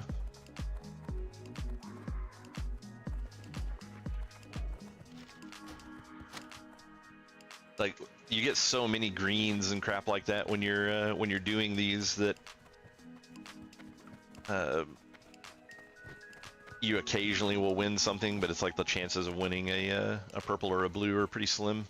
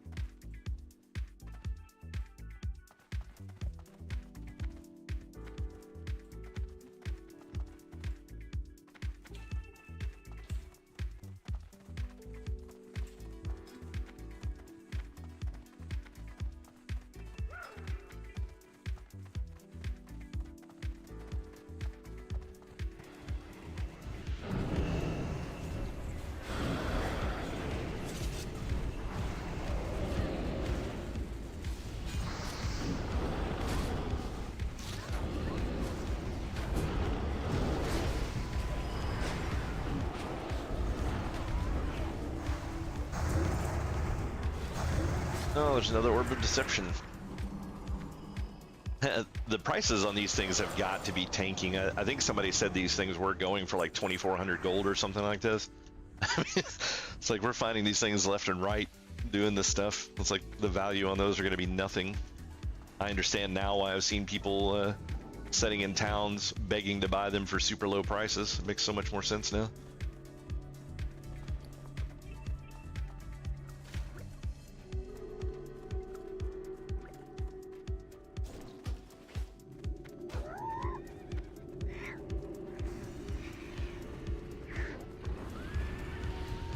They ended up having to try to do a pug raid tonight, and sounds like it went pretty poorly.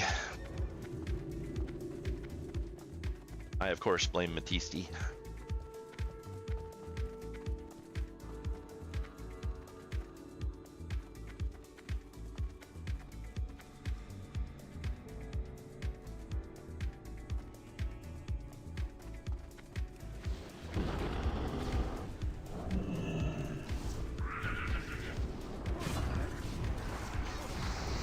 I don't know. I'm just tired of blaming bloody shots. Getting boring. We know at the end of the day, every single thing that happens that's bad is because of bloody shots, so.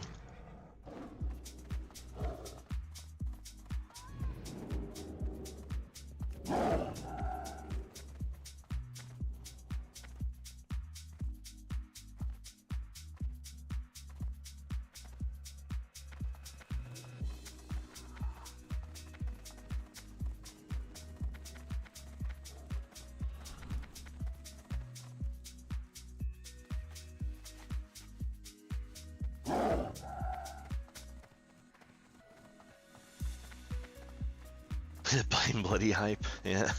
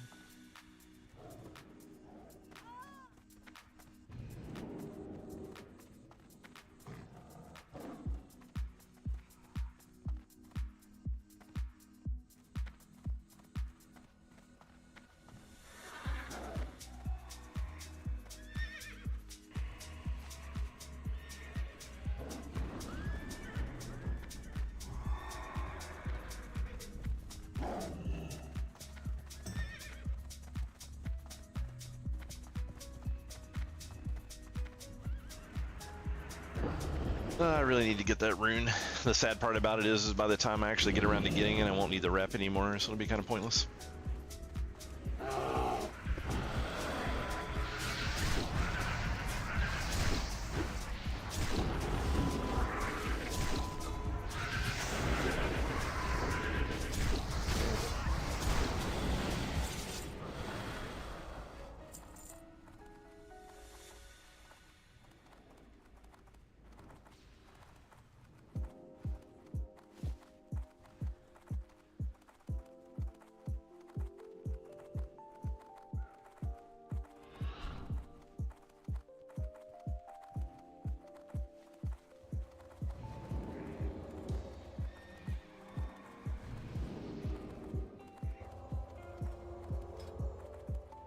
We're actually back to being a full group again.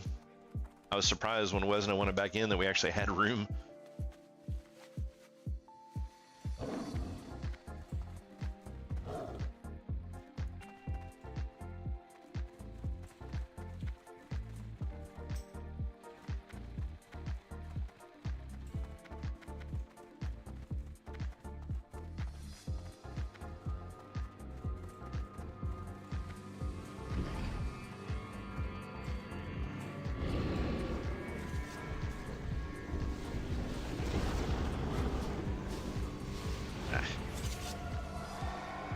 Alright, with the fucking fear, come on.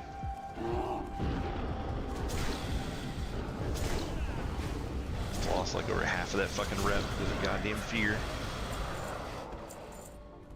We'll wonder why everyone hates Blizzard.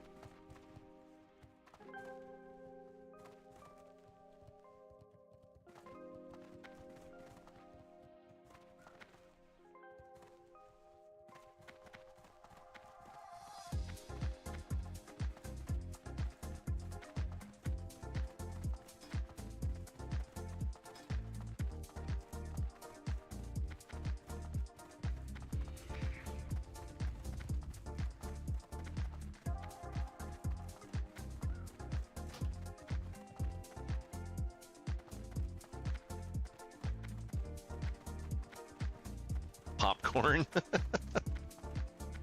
Expecting there to be a long night.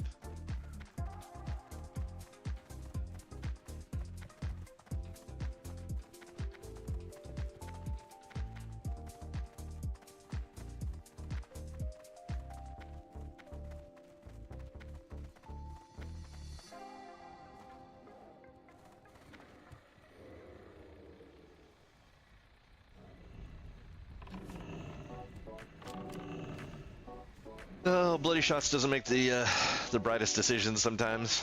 So there's a point in this quest chain where you have to have 200 frags to turn in as just like an intro quest. And then the next quest and the follow-up is get your rep capped out. And he looted a bunch of these frags last night, like all throughout the day yesterday. He did like a 24-hour farm. And then for whatever reason sold all the frags. So now he's to the point to where he has to have 200 to turn in and he doesn't have them anymore. Sounds like a very Bloody Shots thing to do.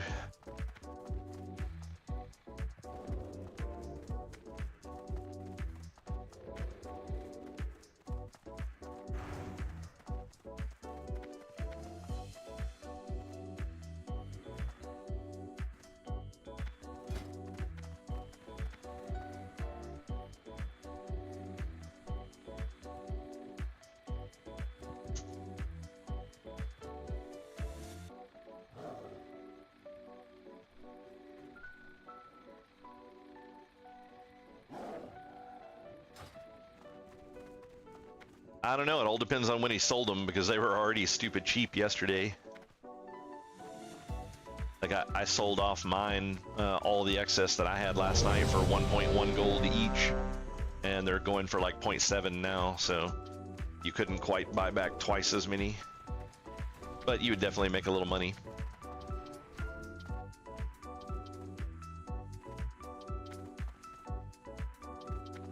And at the end of the day, I don't think he really had that much, maybe 400 or 500, something like that. I think he just had what he was collecting when he was out here.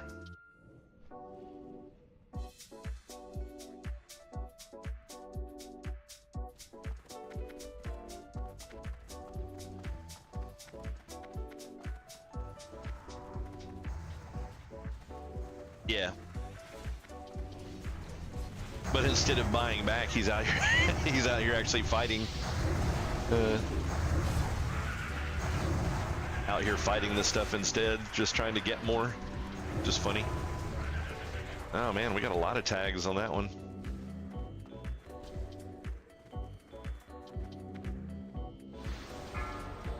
That's so hard to see if you have any sparklies. Like some of these corpses are so tiny.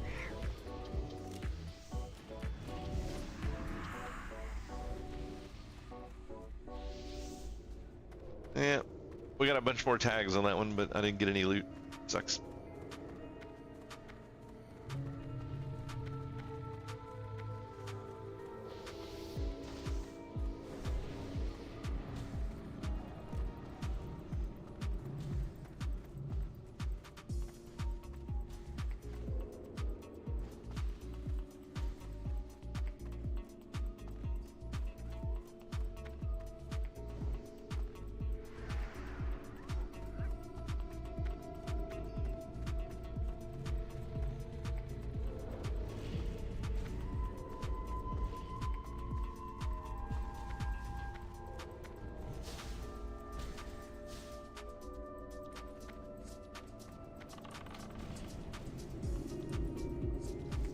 If players actually count as beasts, I guess they don't.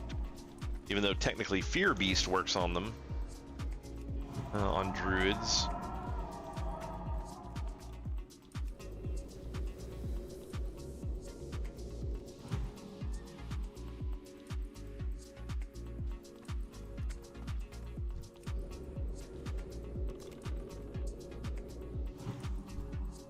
Oh no, it did work. Okay. I just need to find a bunch more druids.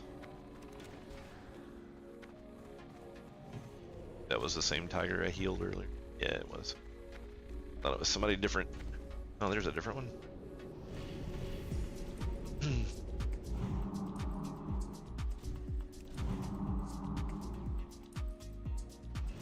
Some of these runes are like mildly annoying trying to get done.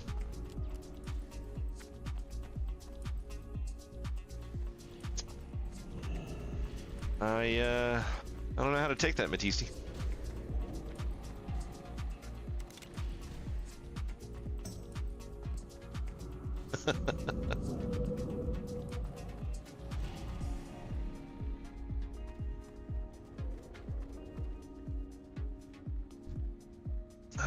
This is the same one I healed earlier, probably. Yep. Unfortunate.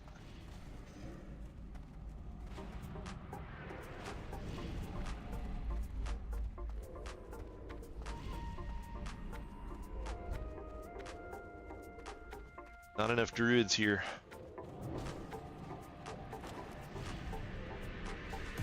They don't actually have boomkin for him yet, so all of the moonkins are not actually moonkins. Oh no, wait, moonkin form does exist.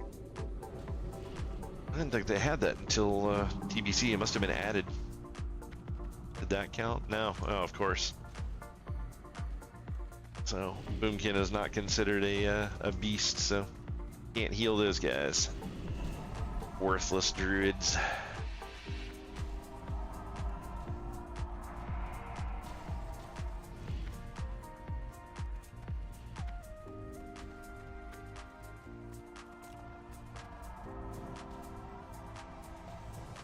Alright guys, we're going to take a small commercial break here while we're just waiting for crap to spawn. I'll be back in just a couple of minutes.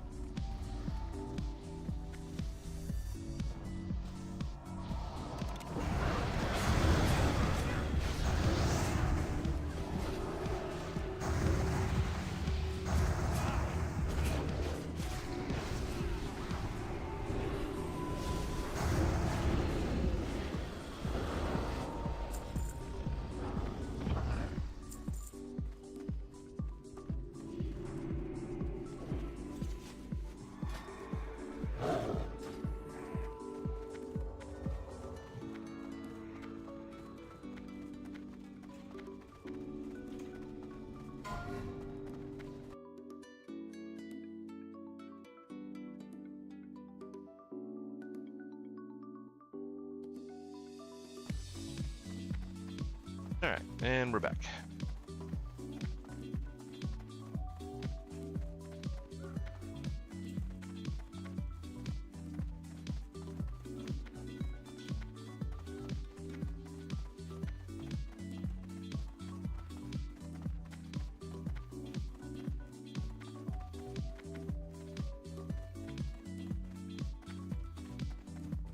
Oh yeah, maybe you're right, Nelfie.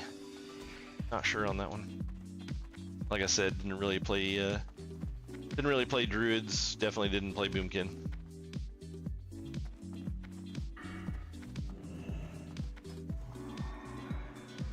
Yeah, boomkin form right there. So yeah, it's always been in there. Just never knew.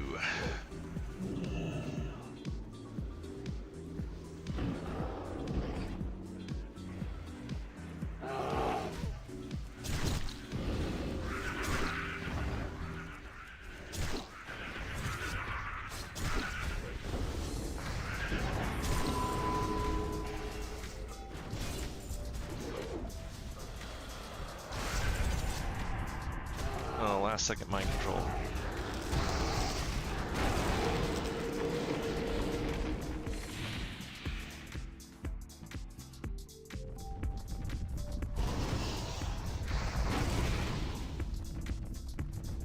Well, at least it's running me in the right direction, I suppose. Really?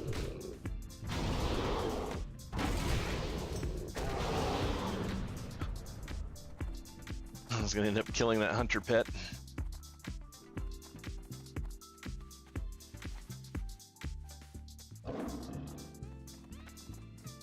Yeah, you missed it last night when I was logging off. I went to go log off in town before I realized that that wasn't really an option here anymore. And I kept getting mind controlled, and in about a 3-minute window, I killed 8 random lower level players that were just like walking around in gadgets hand.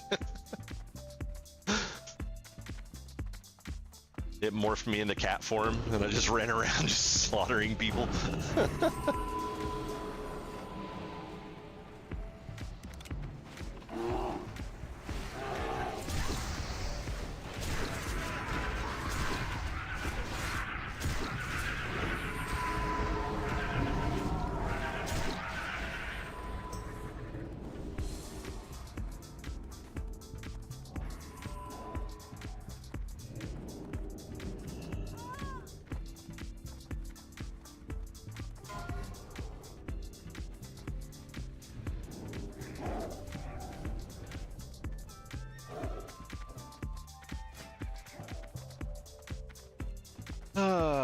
Just over 3K to go.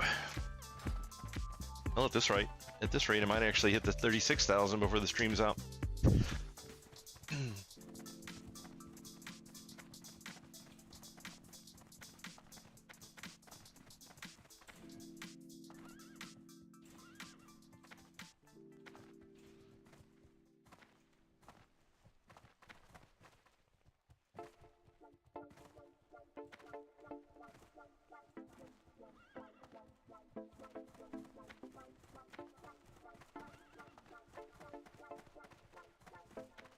Actually really surprising the amount of people that just sit at that one location and try to get rep there as opposed to moving around. It's like you lose so much rep by just being stagnant.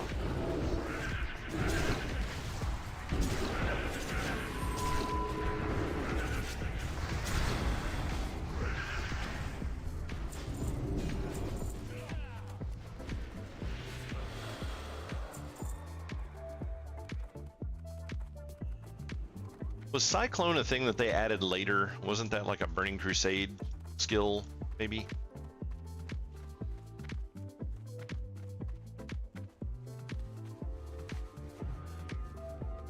Yeah.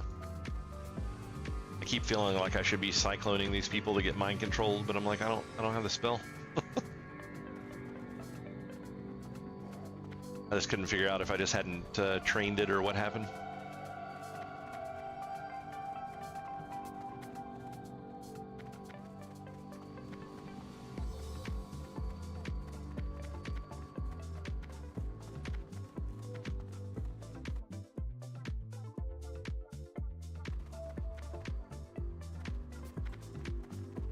Well, no spawns there. I've only got, it's a little over 2 minutes until the bugs respawn, so back at the main one.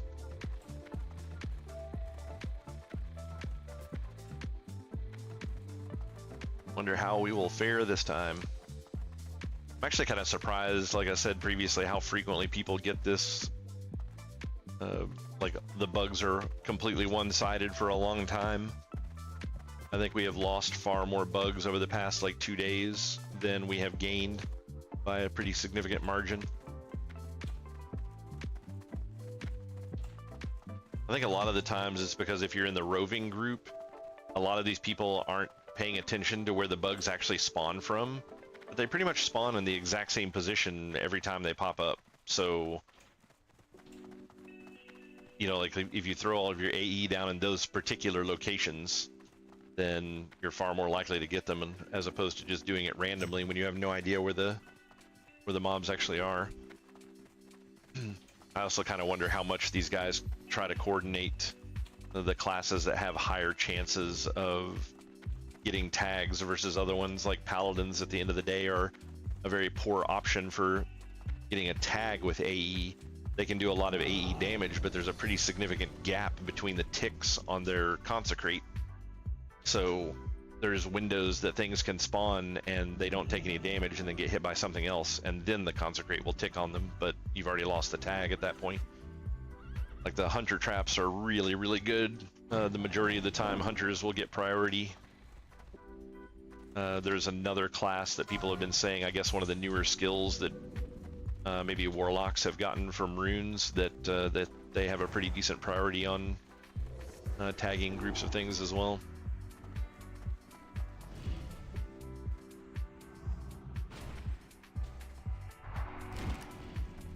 It's like if you have a bunch of paladins that are stacked up together, I don't know, I wonder how that actually works. I wonder if their ticks are based on the point at which the consecrate was cast, or if they all just happen at exactly the same server interval.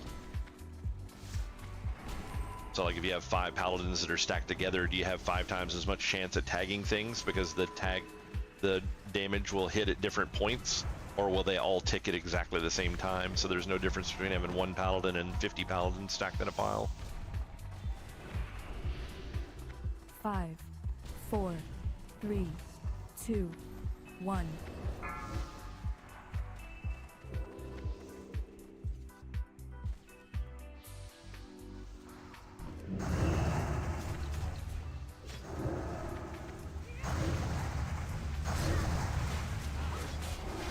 I'm gonna miss one because I got feared.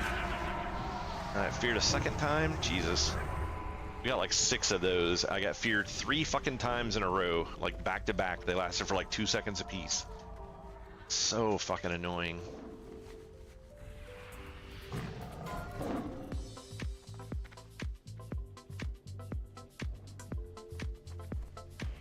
And no loot again.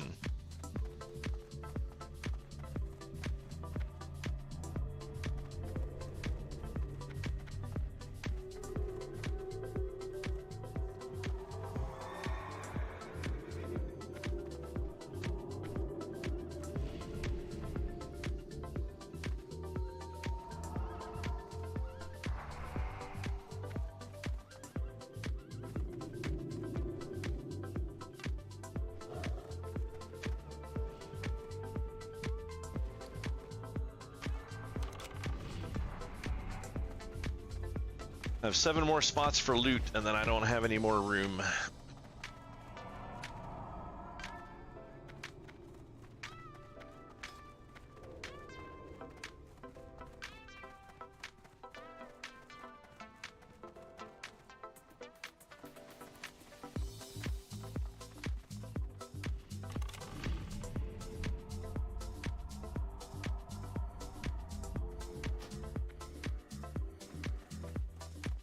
I guess tomorrow there's going to be a ZG run. Haven't actually run ZG in a couple of years at this point. Excuse me.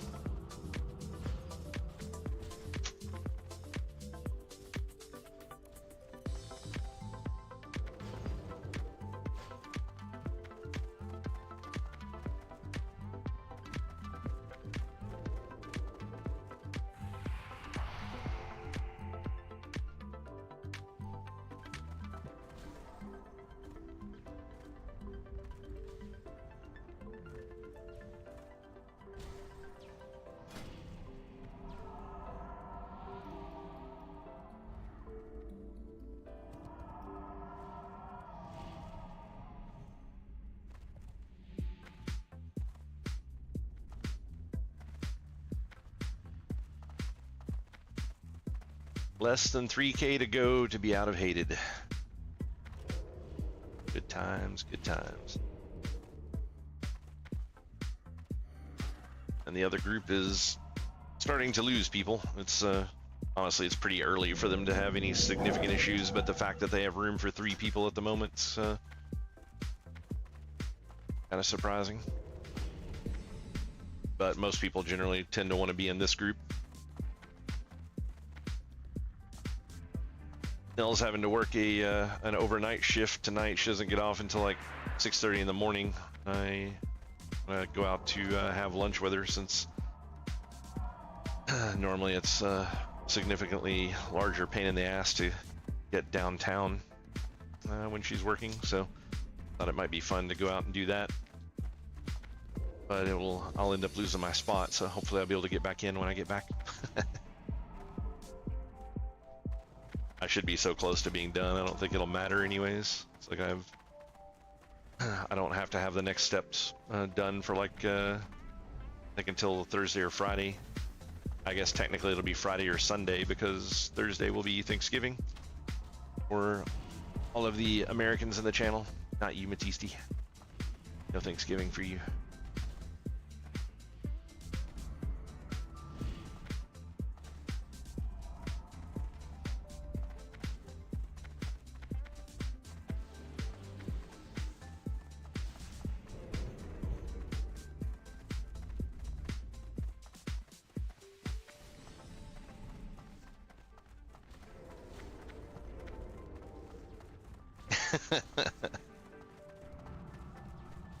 Oh, maybe you're more American than I thought, Matisti.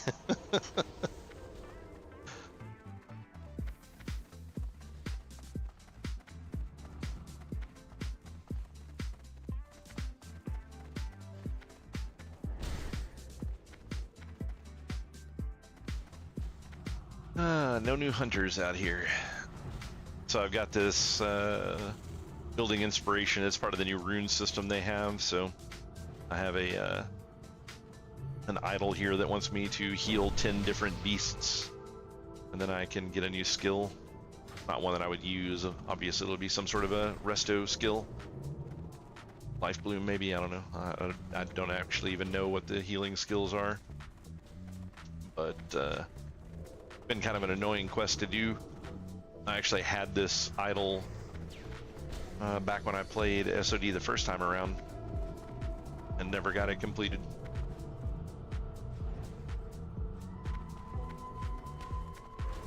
I probably could have done it better when I came back this time, had I been thinking about it with as many different people as I've run into out in the world when farming bugs and things like that. But these groups tend to get fairly static, so you don't see many hunters or druids flopping in and out as much. And a lot of the druids that are here are balance and not feral, so I don't see them in forms other than elf or moonkin.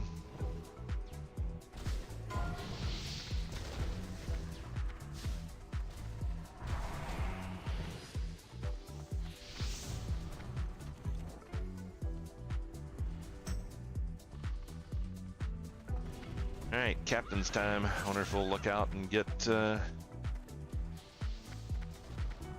something big. Oh, all these petless hunters. Misfires, nice.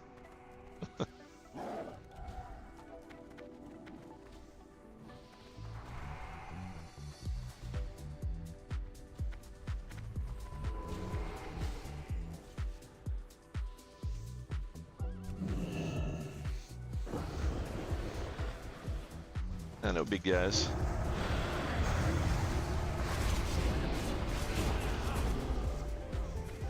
I wonder if those are kind of on a set timer, like they can't spawn within so many spawns of them previously spawning, or if it's just completely random. That seems to be all over the place for when the big name guy spawns.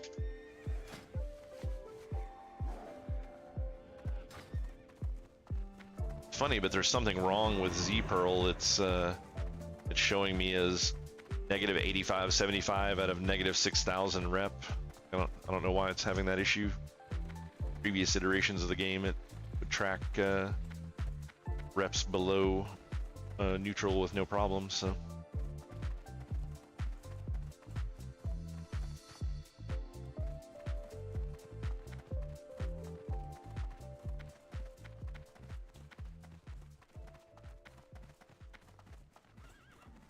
So what are you working on tonight, Matisse? Are you back in Minecraft?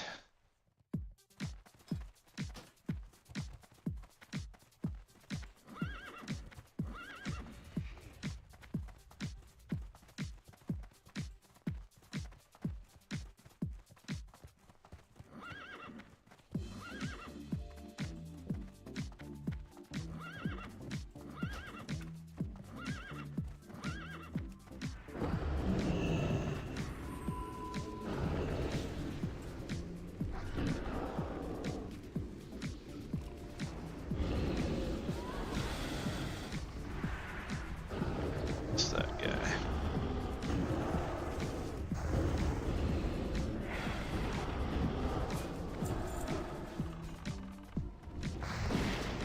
Well, Yumiko's been in this group most of the day, I think. They were in here when I left earlier today. They're bloody shots doing a 24-hour run.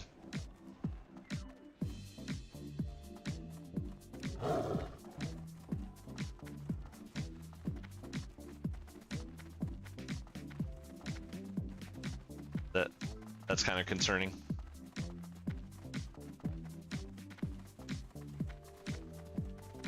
You were up awfully early, though. I was surprised when I logged into to WoW and you were already online. Didn't get much sleep last night, I'm guessing.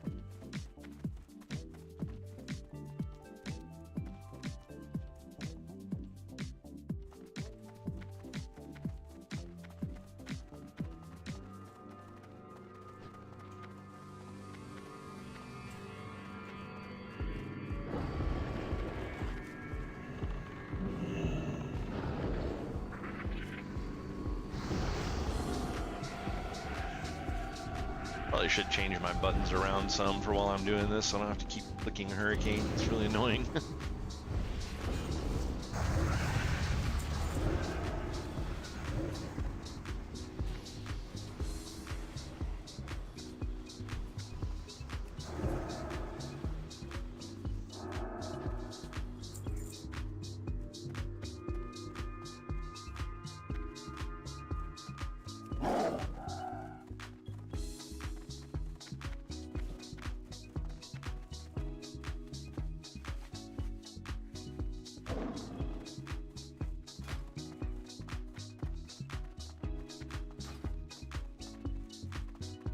$33,490.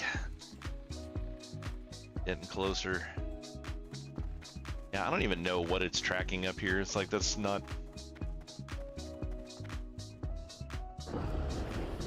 any iteration of rep that I have that I can see.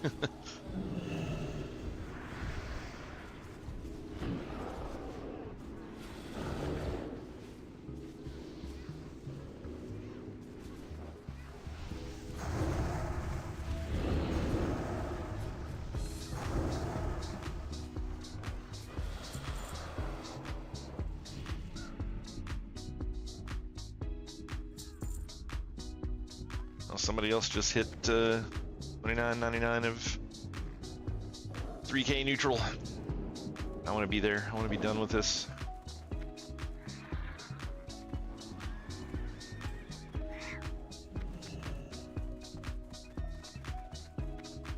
Go back to playing some Minecraft.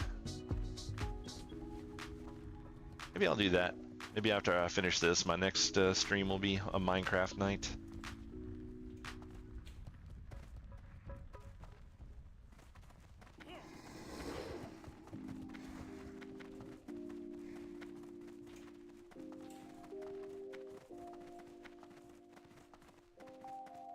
I should probably get on a mount, or I'm gonna be so far behind I won't get any here.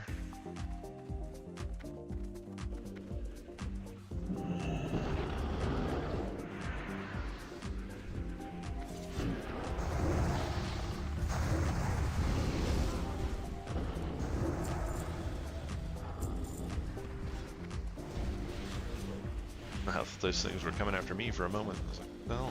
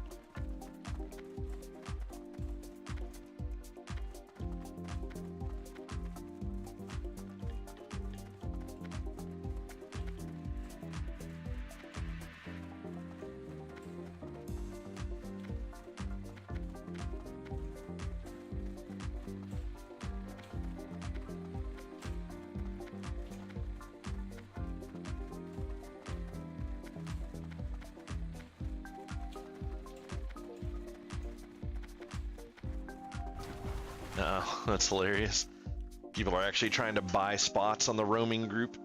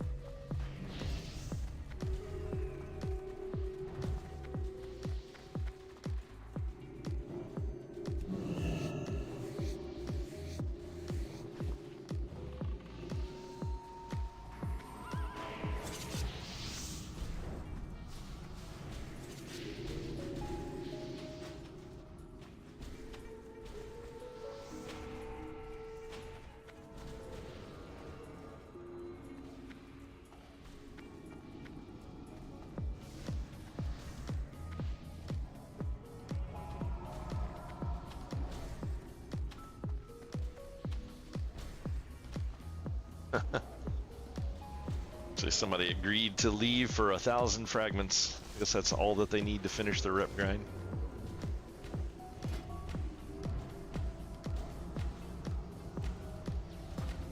I mean, honestly, 1,000 fragments wouldn't be too bad. People are selling them for 50 silver a piece now. That's 500 gold for a rep grind spot that probably won't have a reasonable opening for an hour or so.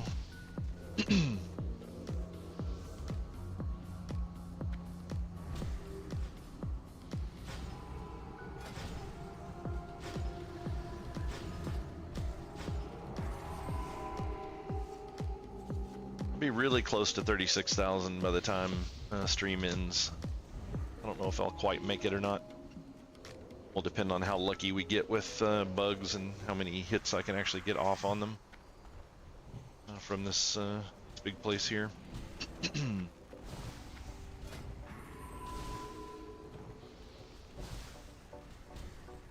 I'll still need just a little over 2K.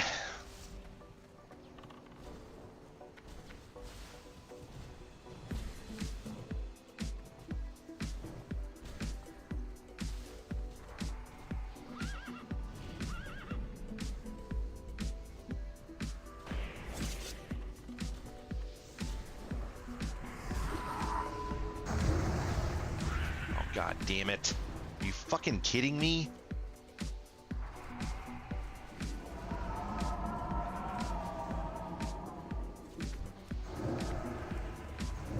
Okay. Ended up not being as bad as could have been. It wore off quick. So sick of this fucking fear shit, man. Fucking nuts.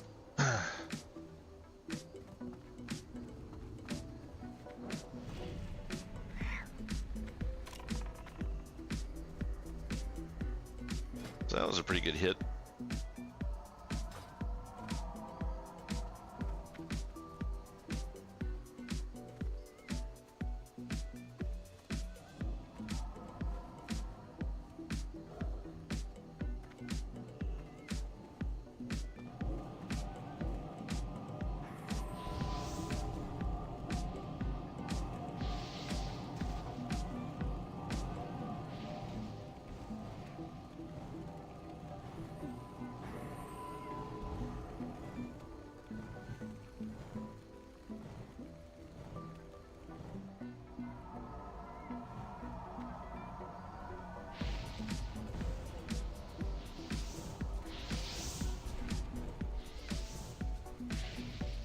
Oh, okay.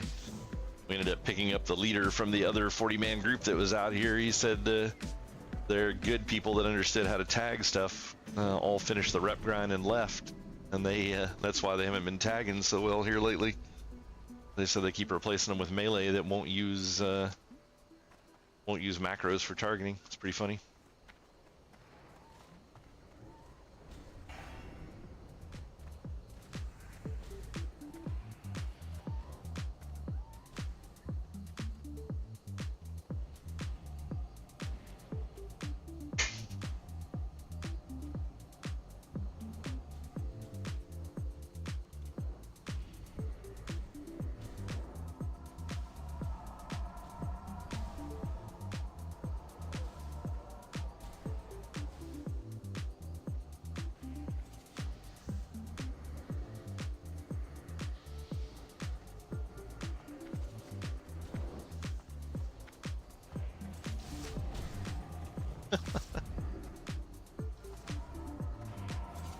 He's just like spamming the crap out of the messages right now, whining about how bad his group was performing. It's like, man, anybody that's serious about doing this is running in the mobile group anyways. It's like, it's faster rep. Like, we really only have to tag like 3 or 4 enemies out of the 13 that spawn over here to get more rep than they are by going out and clearing everything on the outside and coming back in. And then when we luck out and get, like, when we get the tag the big boss or get the majority of the tags, it's significantly more rep than the stagnant group.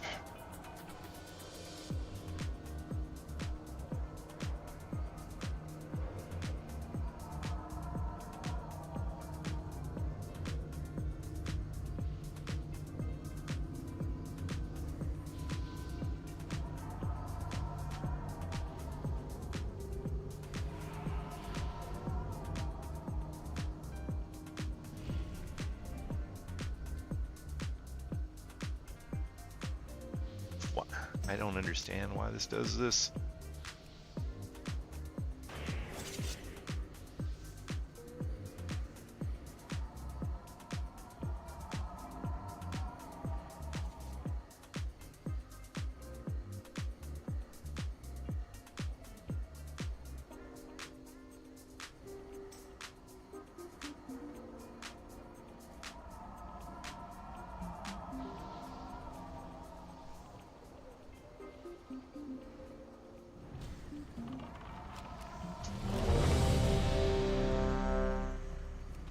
It's actually really funny. So this dude just, like, he sent like 30 messages in the chat bitching about the other group, and then called out a druid specifically for claiming that that they were not AFK and that they were actually using the wheel macro, which is kind of like the super fast way to tag stuff these days. And and then Wesna says something about it in about the other group potentially disbanding, and then Bloody Shots is like, oh yeah, I'm in here on on my character just sitting here AFK. I messaged him. I'm like, was it you? Are you the druid that he's bitching about? That's great. He's probably actually in there on his hunter though, but he's got he runs 2 accounts and he was talking on his druid, so.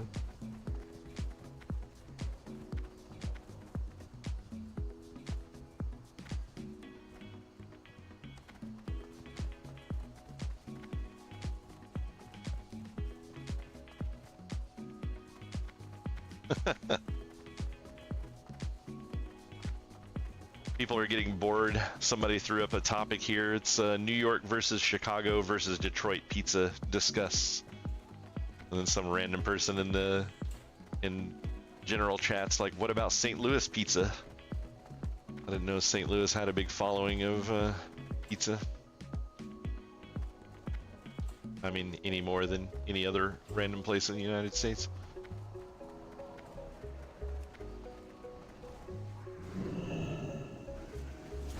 Thought they were more known for sandwiches and soups.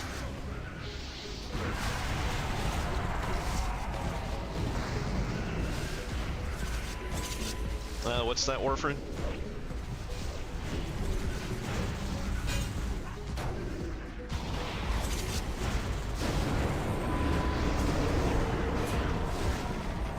Jesus Christ. Fucking retards.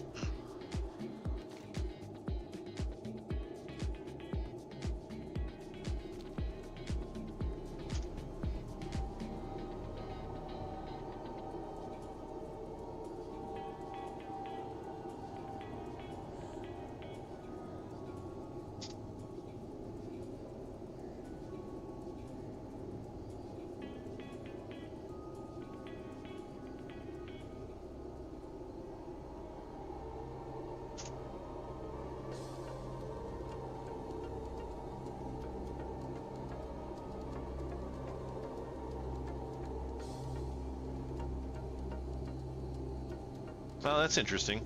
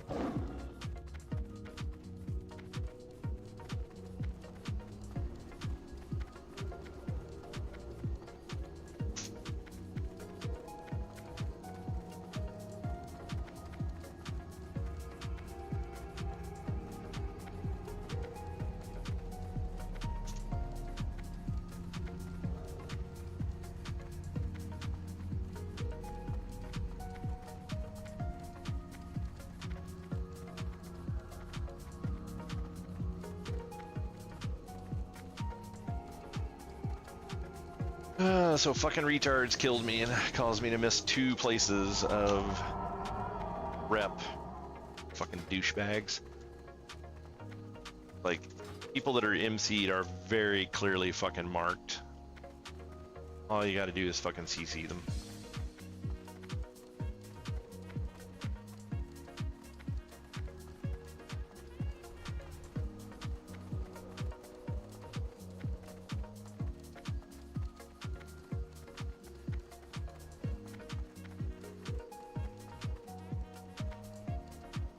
Oh, that's interesting.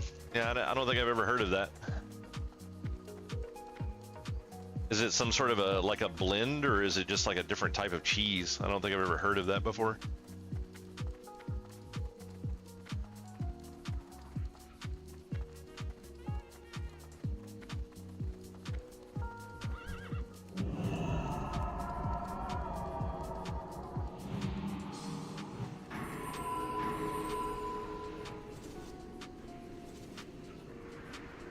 Oh, weird.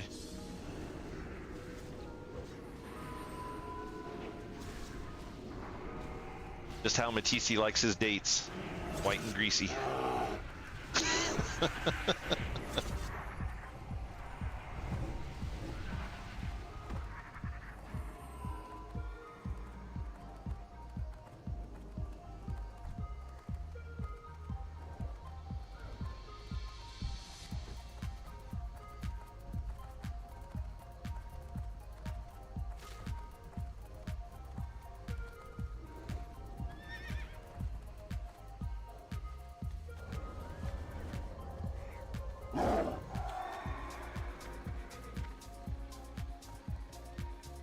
Yeah, I still think the discovery of Panera Bread and St. Louis Bread Company being the same company is was pretty amusing.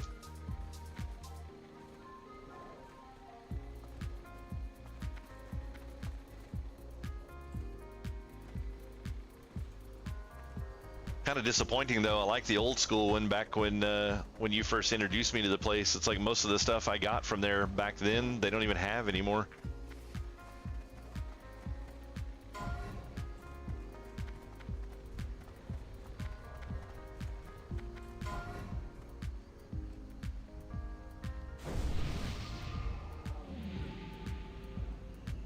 Yeah, that's what you used to get, wasn't it? They had a really good portobello mushroom sandwich there, and they haven't had that for years. And then they did these. They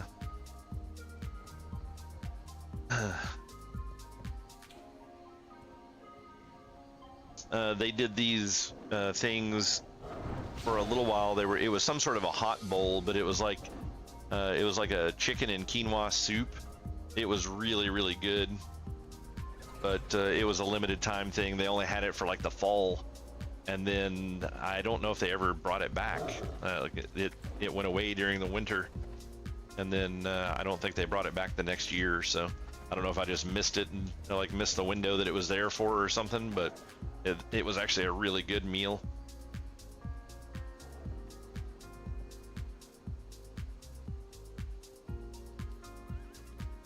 I'm not a big fan of places that constantly have rotating menus. It's like I generally am pretty picky about the types of things that I eat. Speaking about types of things that I eat, you remember the time that I came out and we went to that Indian restaurant?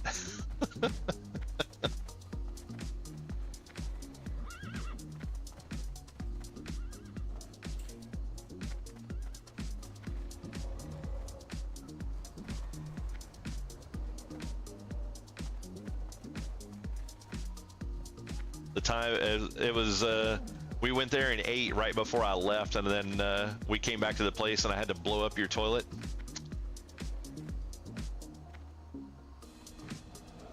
Can't believe you forgot that one. You and your wife thought it was hilarious.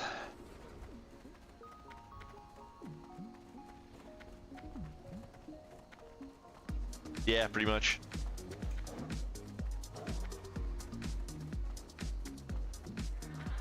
It's actually kind of funny, but it turns out that I have some sort of a reaction to the gas that is used in carbonated beverages of any kind. Not specifically, it's not necessarily the carbonation, but it's the gas that they use to force the liquid through the tubes to the actual, you know, like dispenser section of it. Because I started having a similar issue with a bar that I used to go to all the time. Drinking beer there would do the same thing to me. And I was like, this is so weird. So I started researching it, and it turns out it's actually a fairly common thing.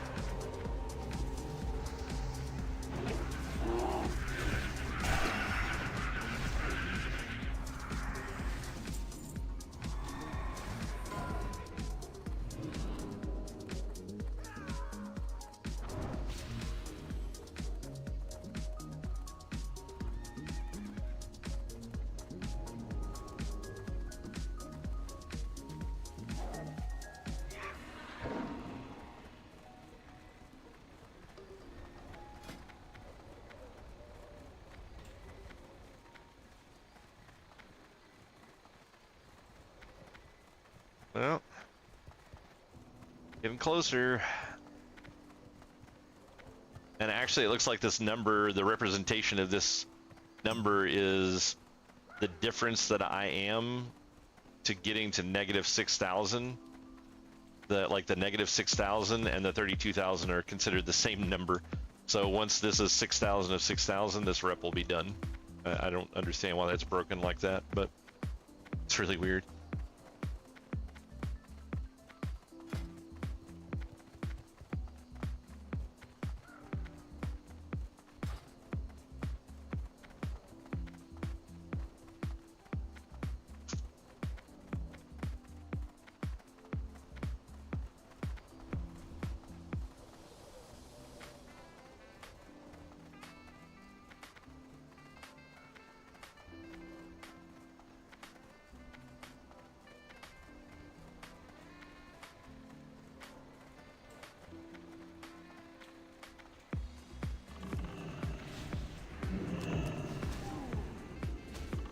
Oh wow, bugs spawned early?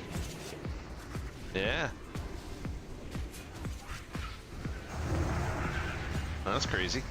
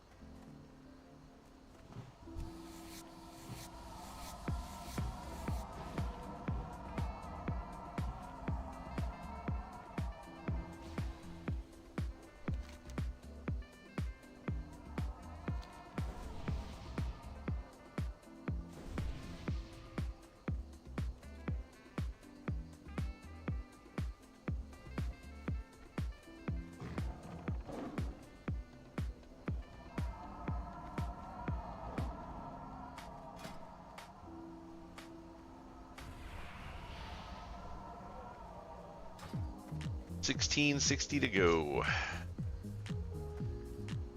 Then I'll need another 6,000 on top of that.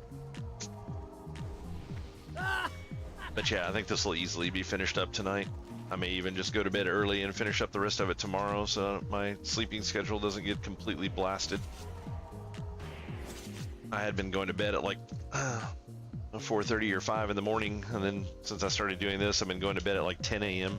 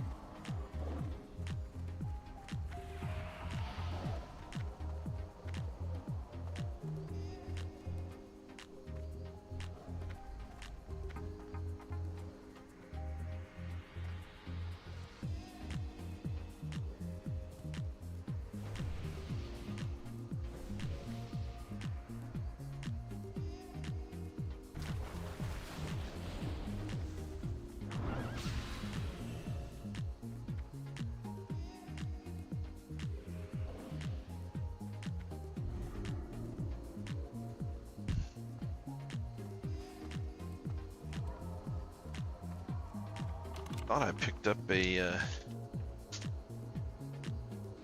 new mod for tracking the rep, but it's not showing up for some reason. Wonder if maybe it's a different window that I just haven't figured out how you open yet.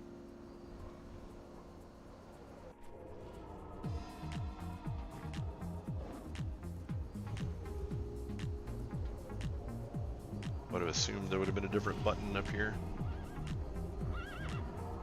Good luck though.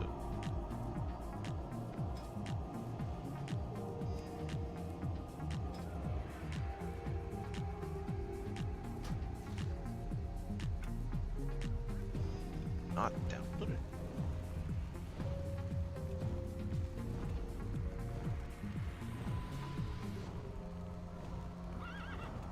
Yeah, it's right there. I just don't know how you get into it.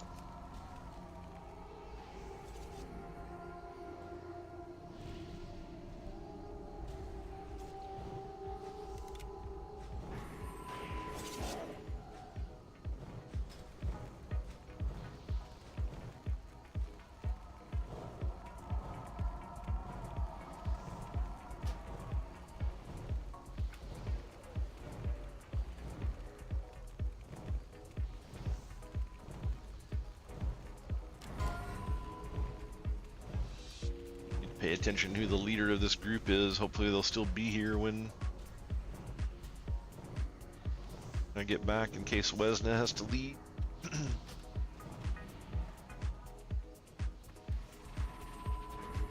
But yeah, I think, well, I guess roughly in this 4-hour window I will have acquired I was below 30k. I think I was 28k. So I will have gotten roughly 8,000 rep, and I'll only need 6,000 when I come back. So actually, I can probably still finish this and go to bed at a reasonable hour. Reasonable for me, anyways.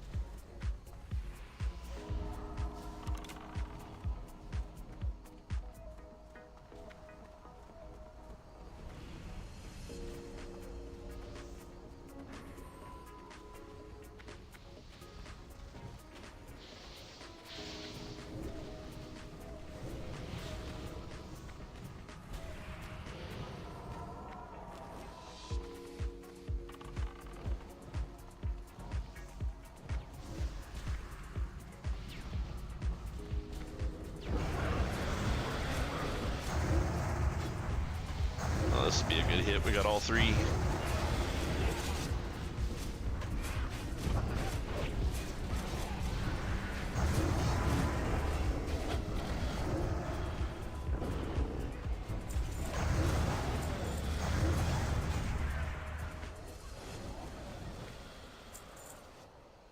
Yeah, it's 350. So close.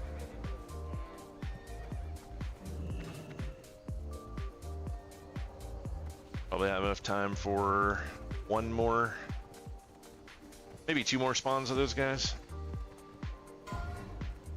Let's see.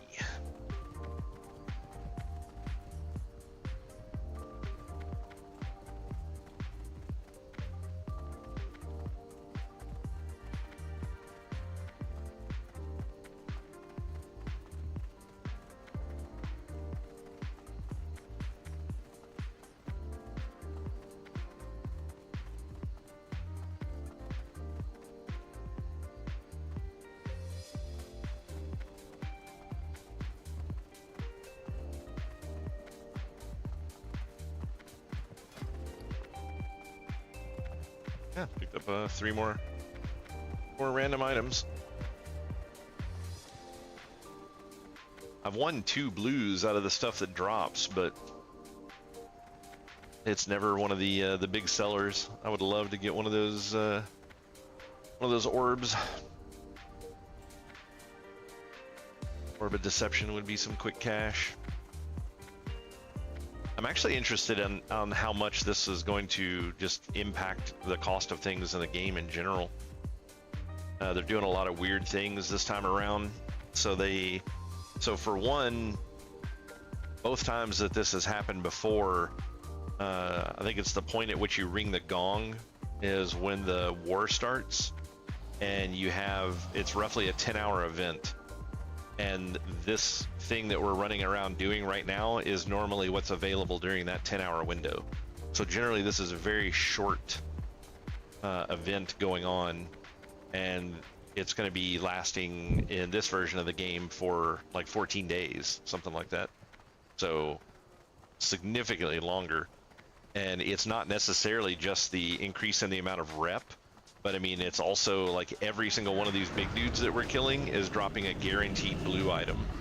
And then every single one of the big named dudes is dropping a guaranteed purple item from the world drop. And these are all from world drop. They're not unique to this event. So it's like a lot of the epics and, you know, even the blues are really going to nosedive in value because of this. The other thing that they're doing that's really weird also is the previous iteration. So they didn't do the war effort in the original run of Classic that I'm aware of. I'm under the impression that that did not happen. And then the old school original version of the war effort was everybody had to make up tons of bandages, tons of iron bars, and I don't know if the fish were a thing originally or not. You can turn in fish in this one, but I don't know if that was a thing previously.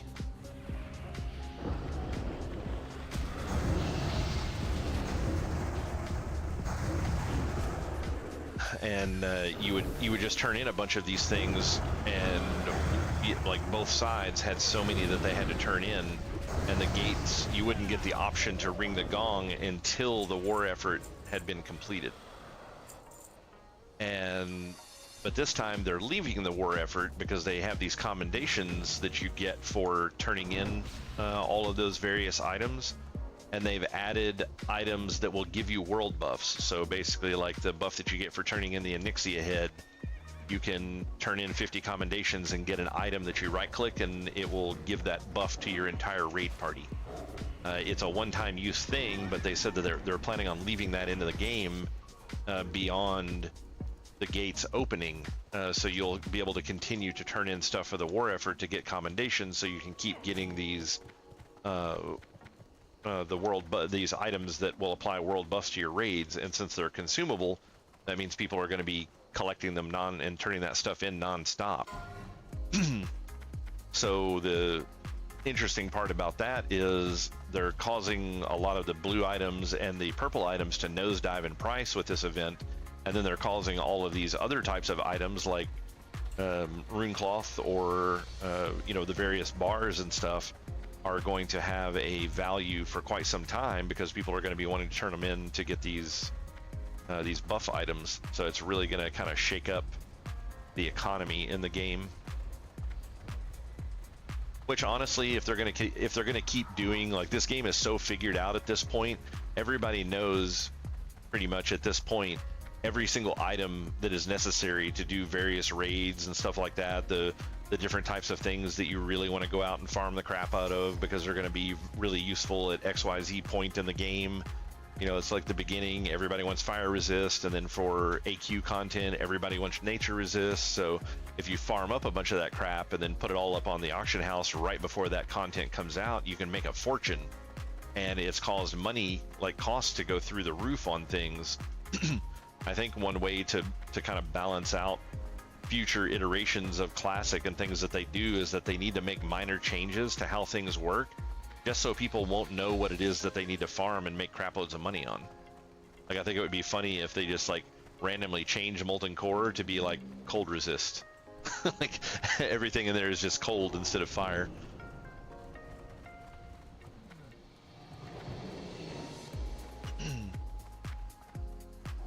By ice be purged.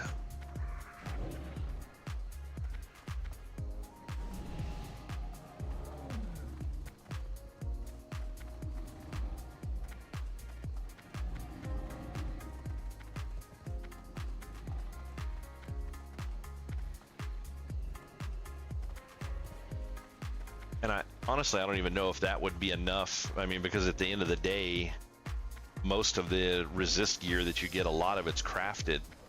So, I mean, even if you changed everything to ice, you would have to change all the resist gear to ice, which means people would just craft and sell the same items. It would just have a different resist on it. I think the only way that they could kind of stave that off some is take the resist items out of the game and then not put them in the game until the new content comes out, and then make the materials that you need to craft them buried.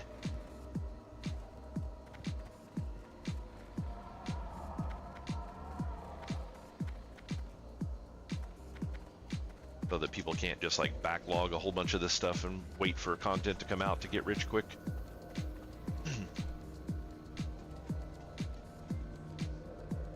I think at the end of the day, that was one of the bad things that happened with Classic, is it wasn't necessarily just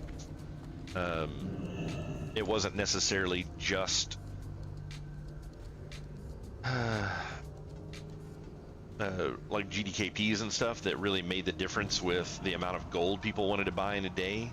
It was also due to some of the inflation where, people would just know exactly what to sell, and they would put a bunch of this stuff up and people would buy it. And then you had a giant portion of people that just had a shit ton of gold, and they were willing to pay much higher prices for other things in the game, which caused issues with inflation in general. But a lot of people like to blame the inflation solely on GDKPs, but I definitely think there was more to it than that.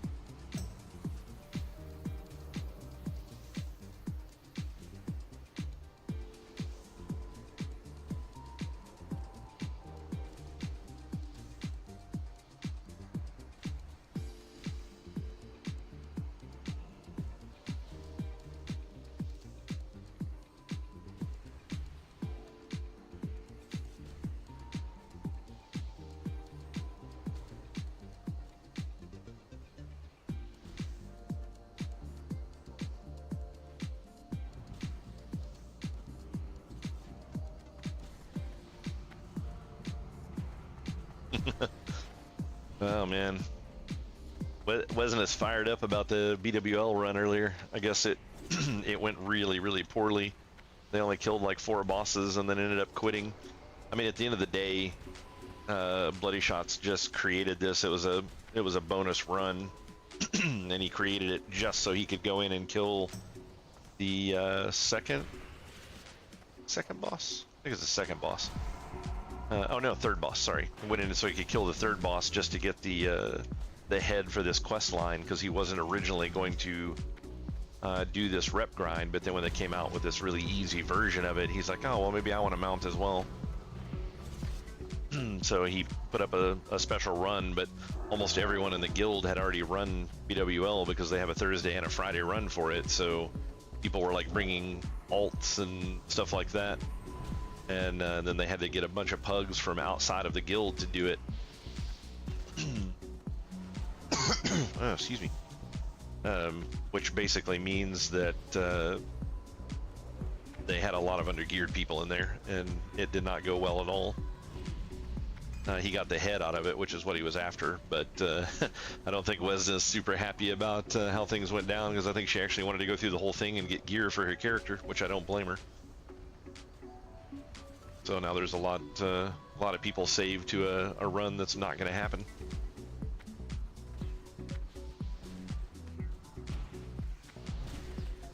I still wish I really wish that's one thing that they would do, is like the flex rating is really cool, where you don't have to have an exact number of people to raid with.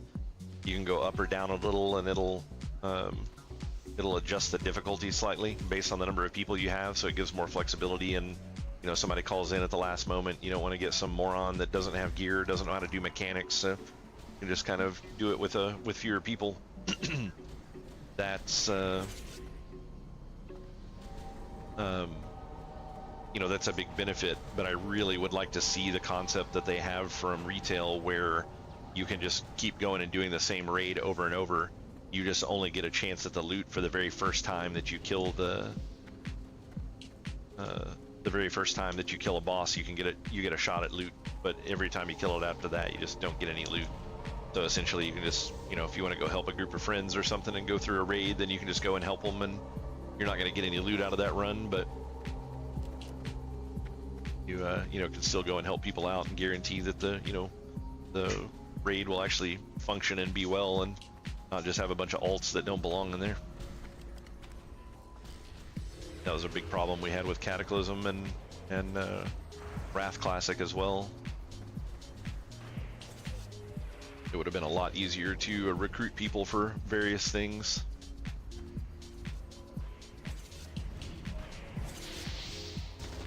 Would have also been easier to have like basically mercenaries that, you know, you could pay out of your guild bank and be like, hey, we're missing a tank tonight, so 10,000 gold to a well-geared tank that'll come in and fill that spot or something like that.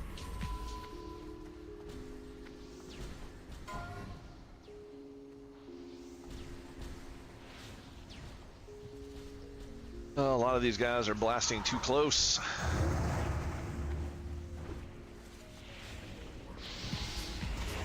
Wow, we got like 2. Oh, no, we got more.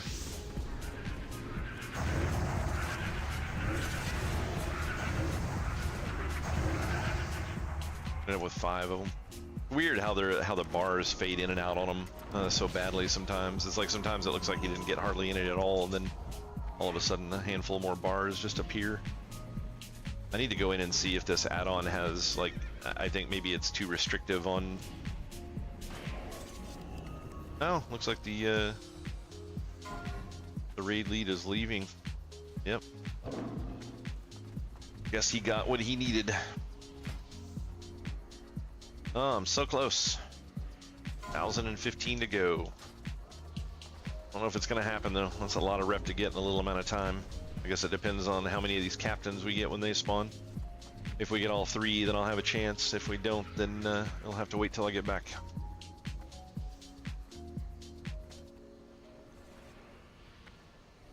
Bad raid lead. Want to tell him you said that?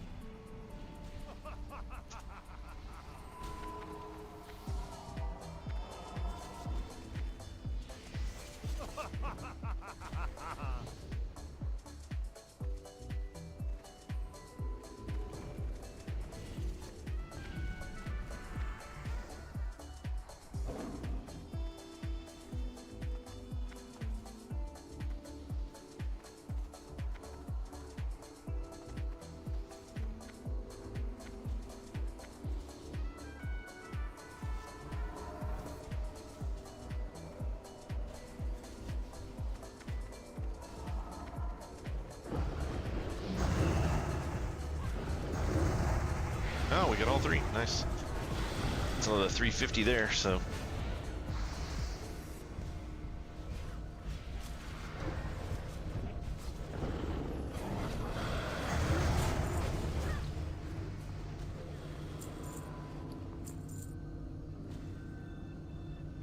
It will be exciting to be completely done with this.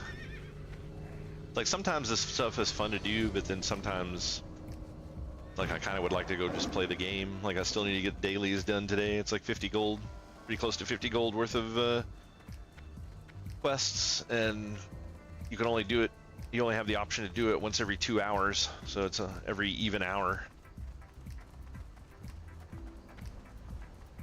And the later you go into the day, the fewer and fewer people there are to do it. There's a couple of elite boss guys that you can't really solo.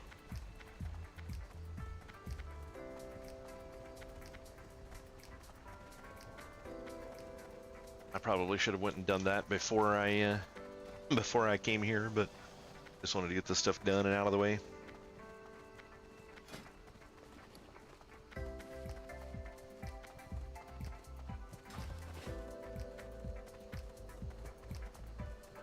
Trying to decide if I want to fool with leveling up bandaging or first aid and then turn all this into bandages so I can buy world buff items, or if I just want to sell this and say fuck it.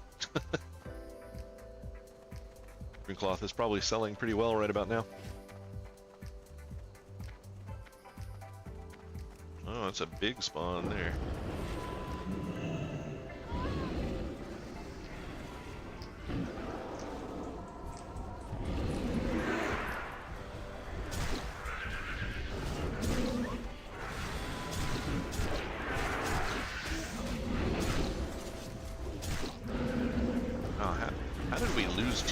Three of these too. This is one of those things that's really frustrating. You just get these random assholes that will follow your group around and they just try to tag shit just cuz.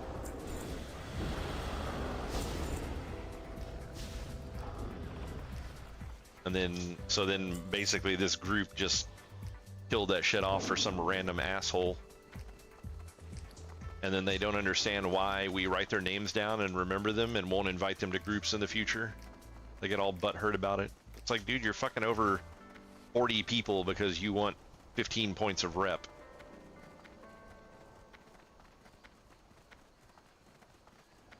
It's like you just screwed over 450 rep for a raid team so that you could get 15. Congratulations. That's why everyone hates you.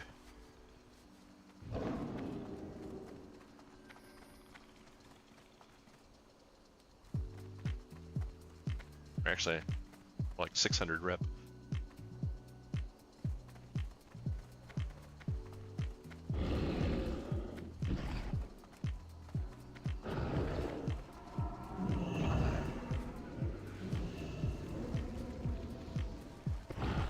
You know when they pull them out of the fucking AE. Look, the exact same blue item just dropped again. Hopefully I'll win it. That's gonna happen.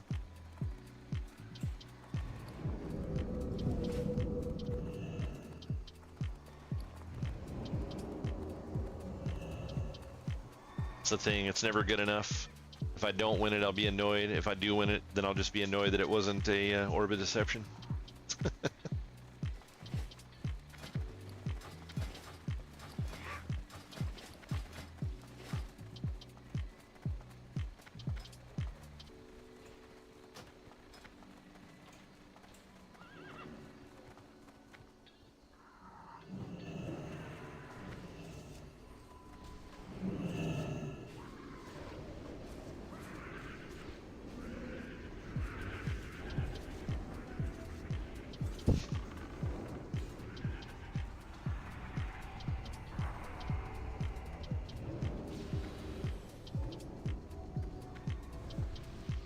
$430 to go.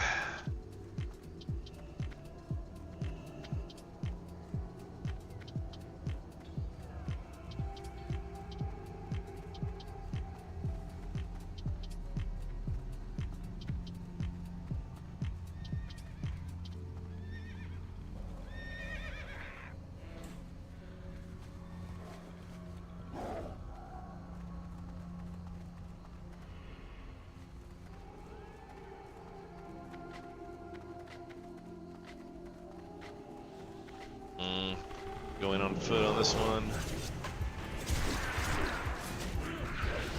Eared right away.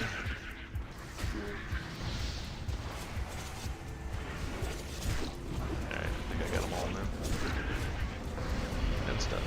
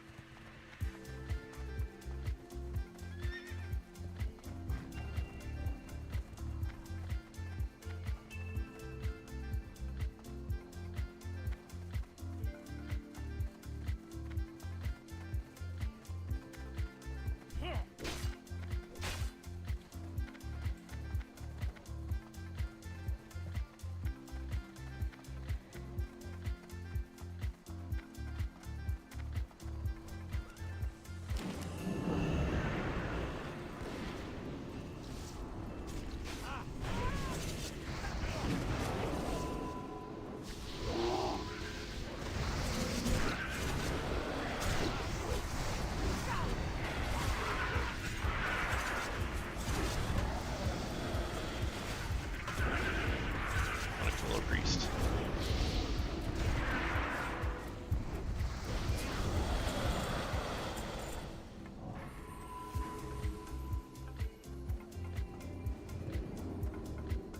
$350.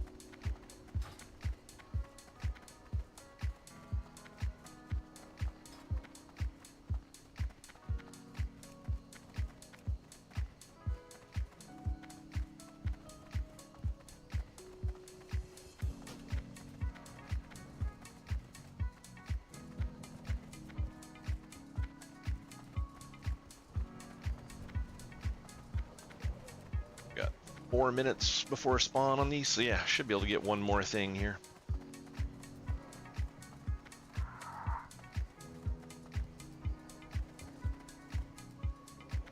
Oh wow, yeah, that other group is basically non-existent, so we're down to pretty much just one group now.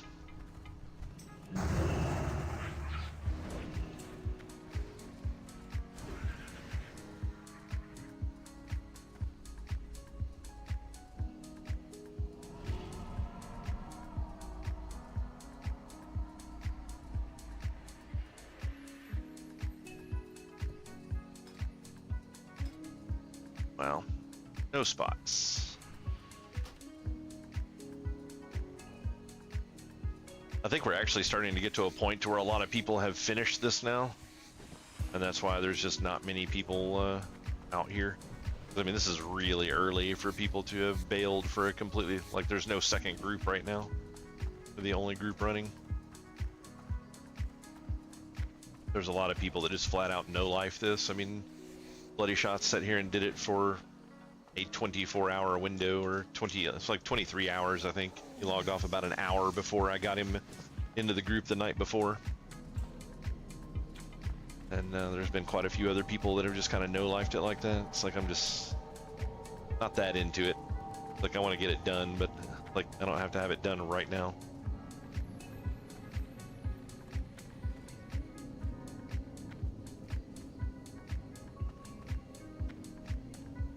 It would be different if the window was tighter and it was going to cause a bigger issue with finishing the quest, but I think should be fine. I can't really do much else until the next set of raid days anyways, because the later steps all require raid bosses again. Excuse me. I have to go in and kill Ragnaros again at some point. I have to go kill Nefarian at some point. And then there's a couple of raid bosses that you kill outside of raid zones. I think day before yesterday we did some, or no, it was last night. I guess it was last night we did some.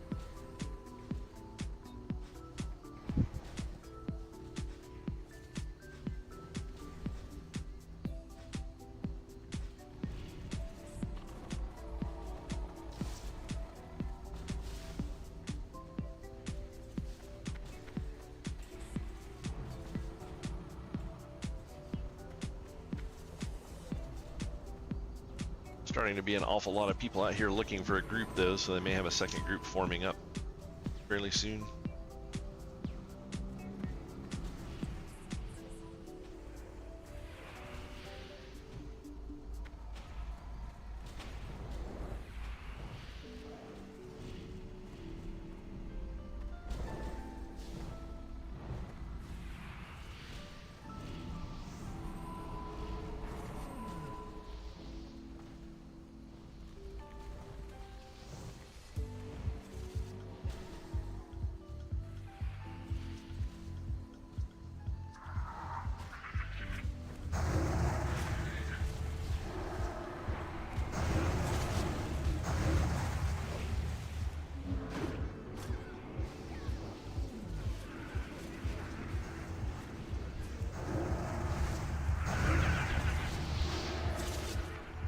That was a pretty good collection on those guys. 50 away. Literally just need to tag one. These next 3 that are spawning in a minute and a half. I can't believe I haven't gotten a single bug loot all night.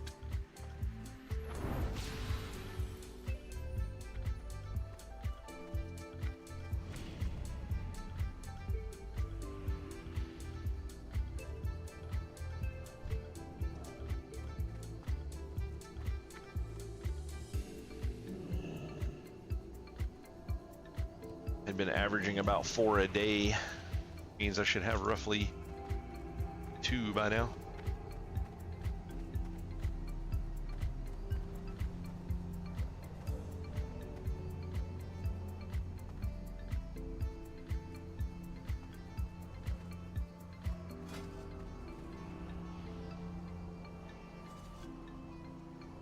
$35,950.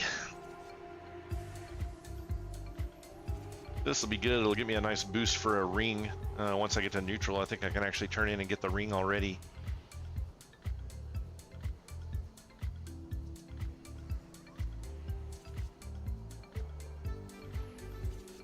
The first one anyways. It upgrades as your rep goes up.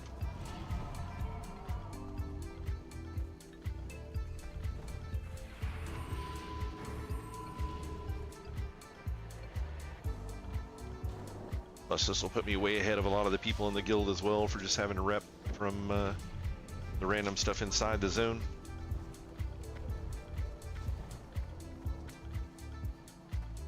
Because this is one of those reps where you want to, you get every boss you kill, you get an item that you can turn in for rep. That'll take you all the way to exalted, but you don't want to turn them in until you have capped out your rep naturally. Otherwise, you're just kind of wasting rep items. So I will be at the natural cap for kills day one.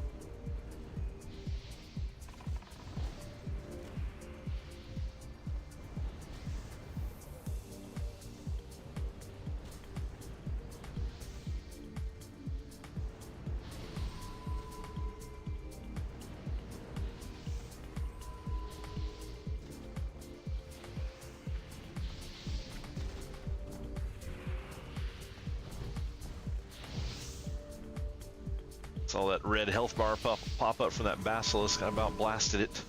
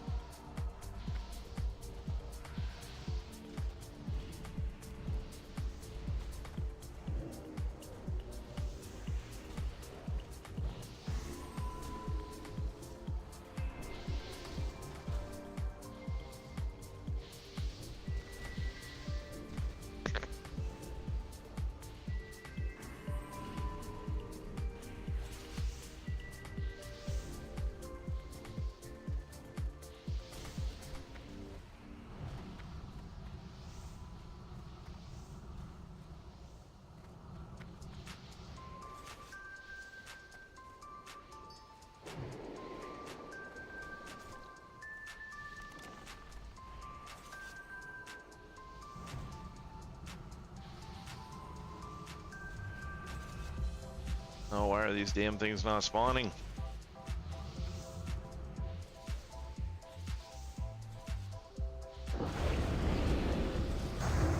Alright, got at least one. Got two. All I needed.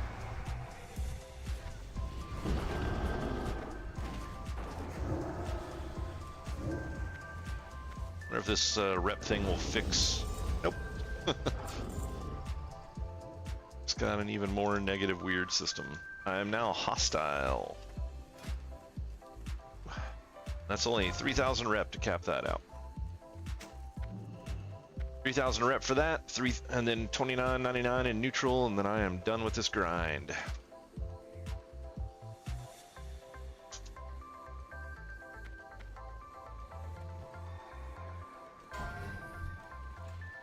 Where the hell did that thing come from? Oh, I didn't get it. Damn it. I guess whoever tagged that died. Let's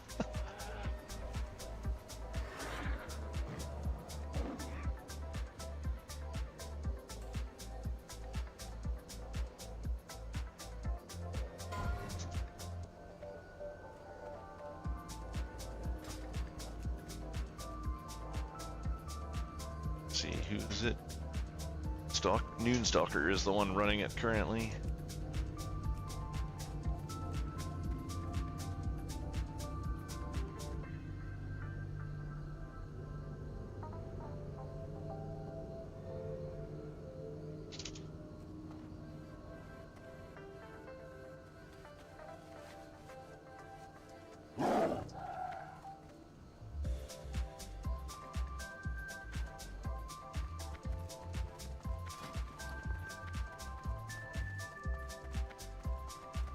Oh, I did end up winning a blue. One of those freaking girdles.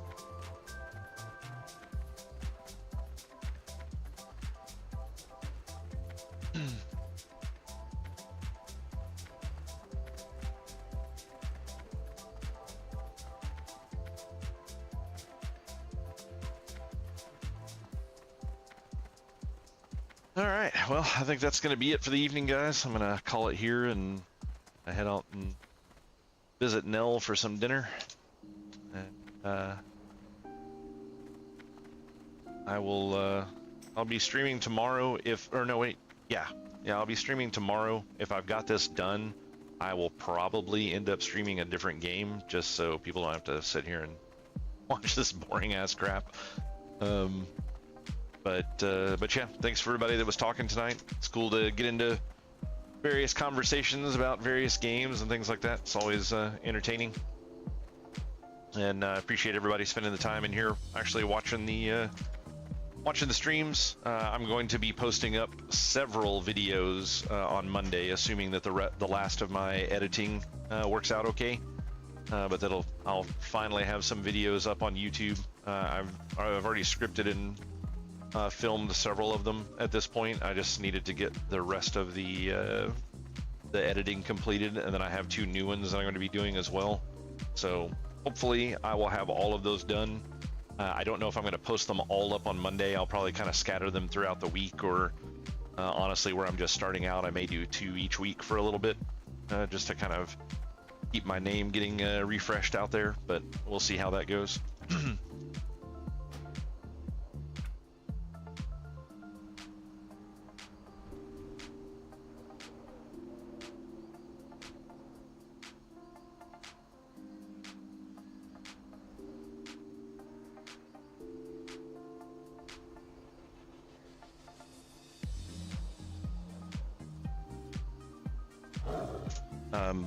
Sorry, I was finishing up a conversation with the guy running the group.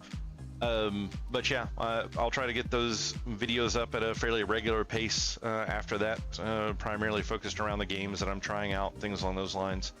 And then I may end up playing a little Against the Storm tomorrow, because there seemed to be some interest in that. Or I may do some Minecraft. It's been a long time since I've played much Minecraft. I have a lot of things that I can get done in that. Or I may just mess around with another game. I may go back to Sengoku Dynasty or something. So let's kind of see what kind of mood I'm in tomorrow, or if there's anything new and interesting out. Probably the first week of January, I'm guessing, is when Nell will be switching to 7-on, 7-off. So whatever I'm guessing that it will be the second week when she actually has the 7 off, and we're gonna play through the Moria survival game. Looks like that might be pretty entertaining. The reviews on it have really increased since the game first came out. It was one of those games that they released on the Epic Store and did not release it on Steam because everybody was trying to boycott Steam for whatever reason. And by everybody, I mean random game companies. And I guess it was either a limited time exclusive, or they decided that if they wanted to make money, they actually needed to come to Steam because that's where everybody's at. I'm not for sure which direction that they actually went with that one. I haven't researched it yet, but it had kind of bad reception when it came out. I don't know if it was specifically because it went to the Epic Store first, or if it was just because the game didn't have a whole lot to go in it. Some of the reviews that I read said that the game was just kind of lacking at the beginning. They essentially just kind of released it very bare bones, and there was no direction or really anything to do other than just kind of mull around on the game and build stuff. So they've done a couple of big updates for it since it originally came out, and then they also released it on Steam. So we're gonna give it a shot. As of right now, the reviews on Steam are mostly positive for overall and recent, so that's a good sign for it. So that will potentially be the next big game that I play, unless something really cool just pops up between now and then that I don't have on my radar yet. So we'll kind of see how that plays out. But yeah, that's all I've got. I'll see everybody tomorrow night, and have a great night, guys.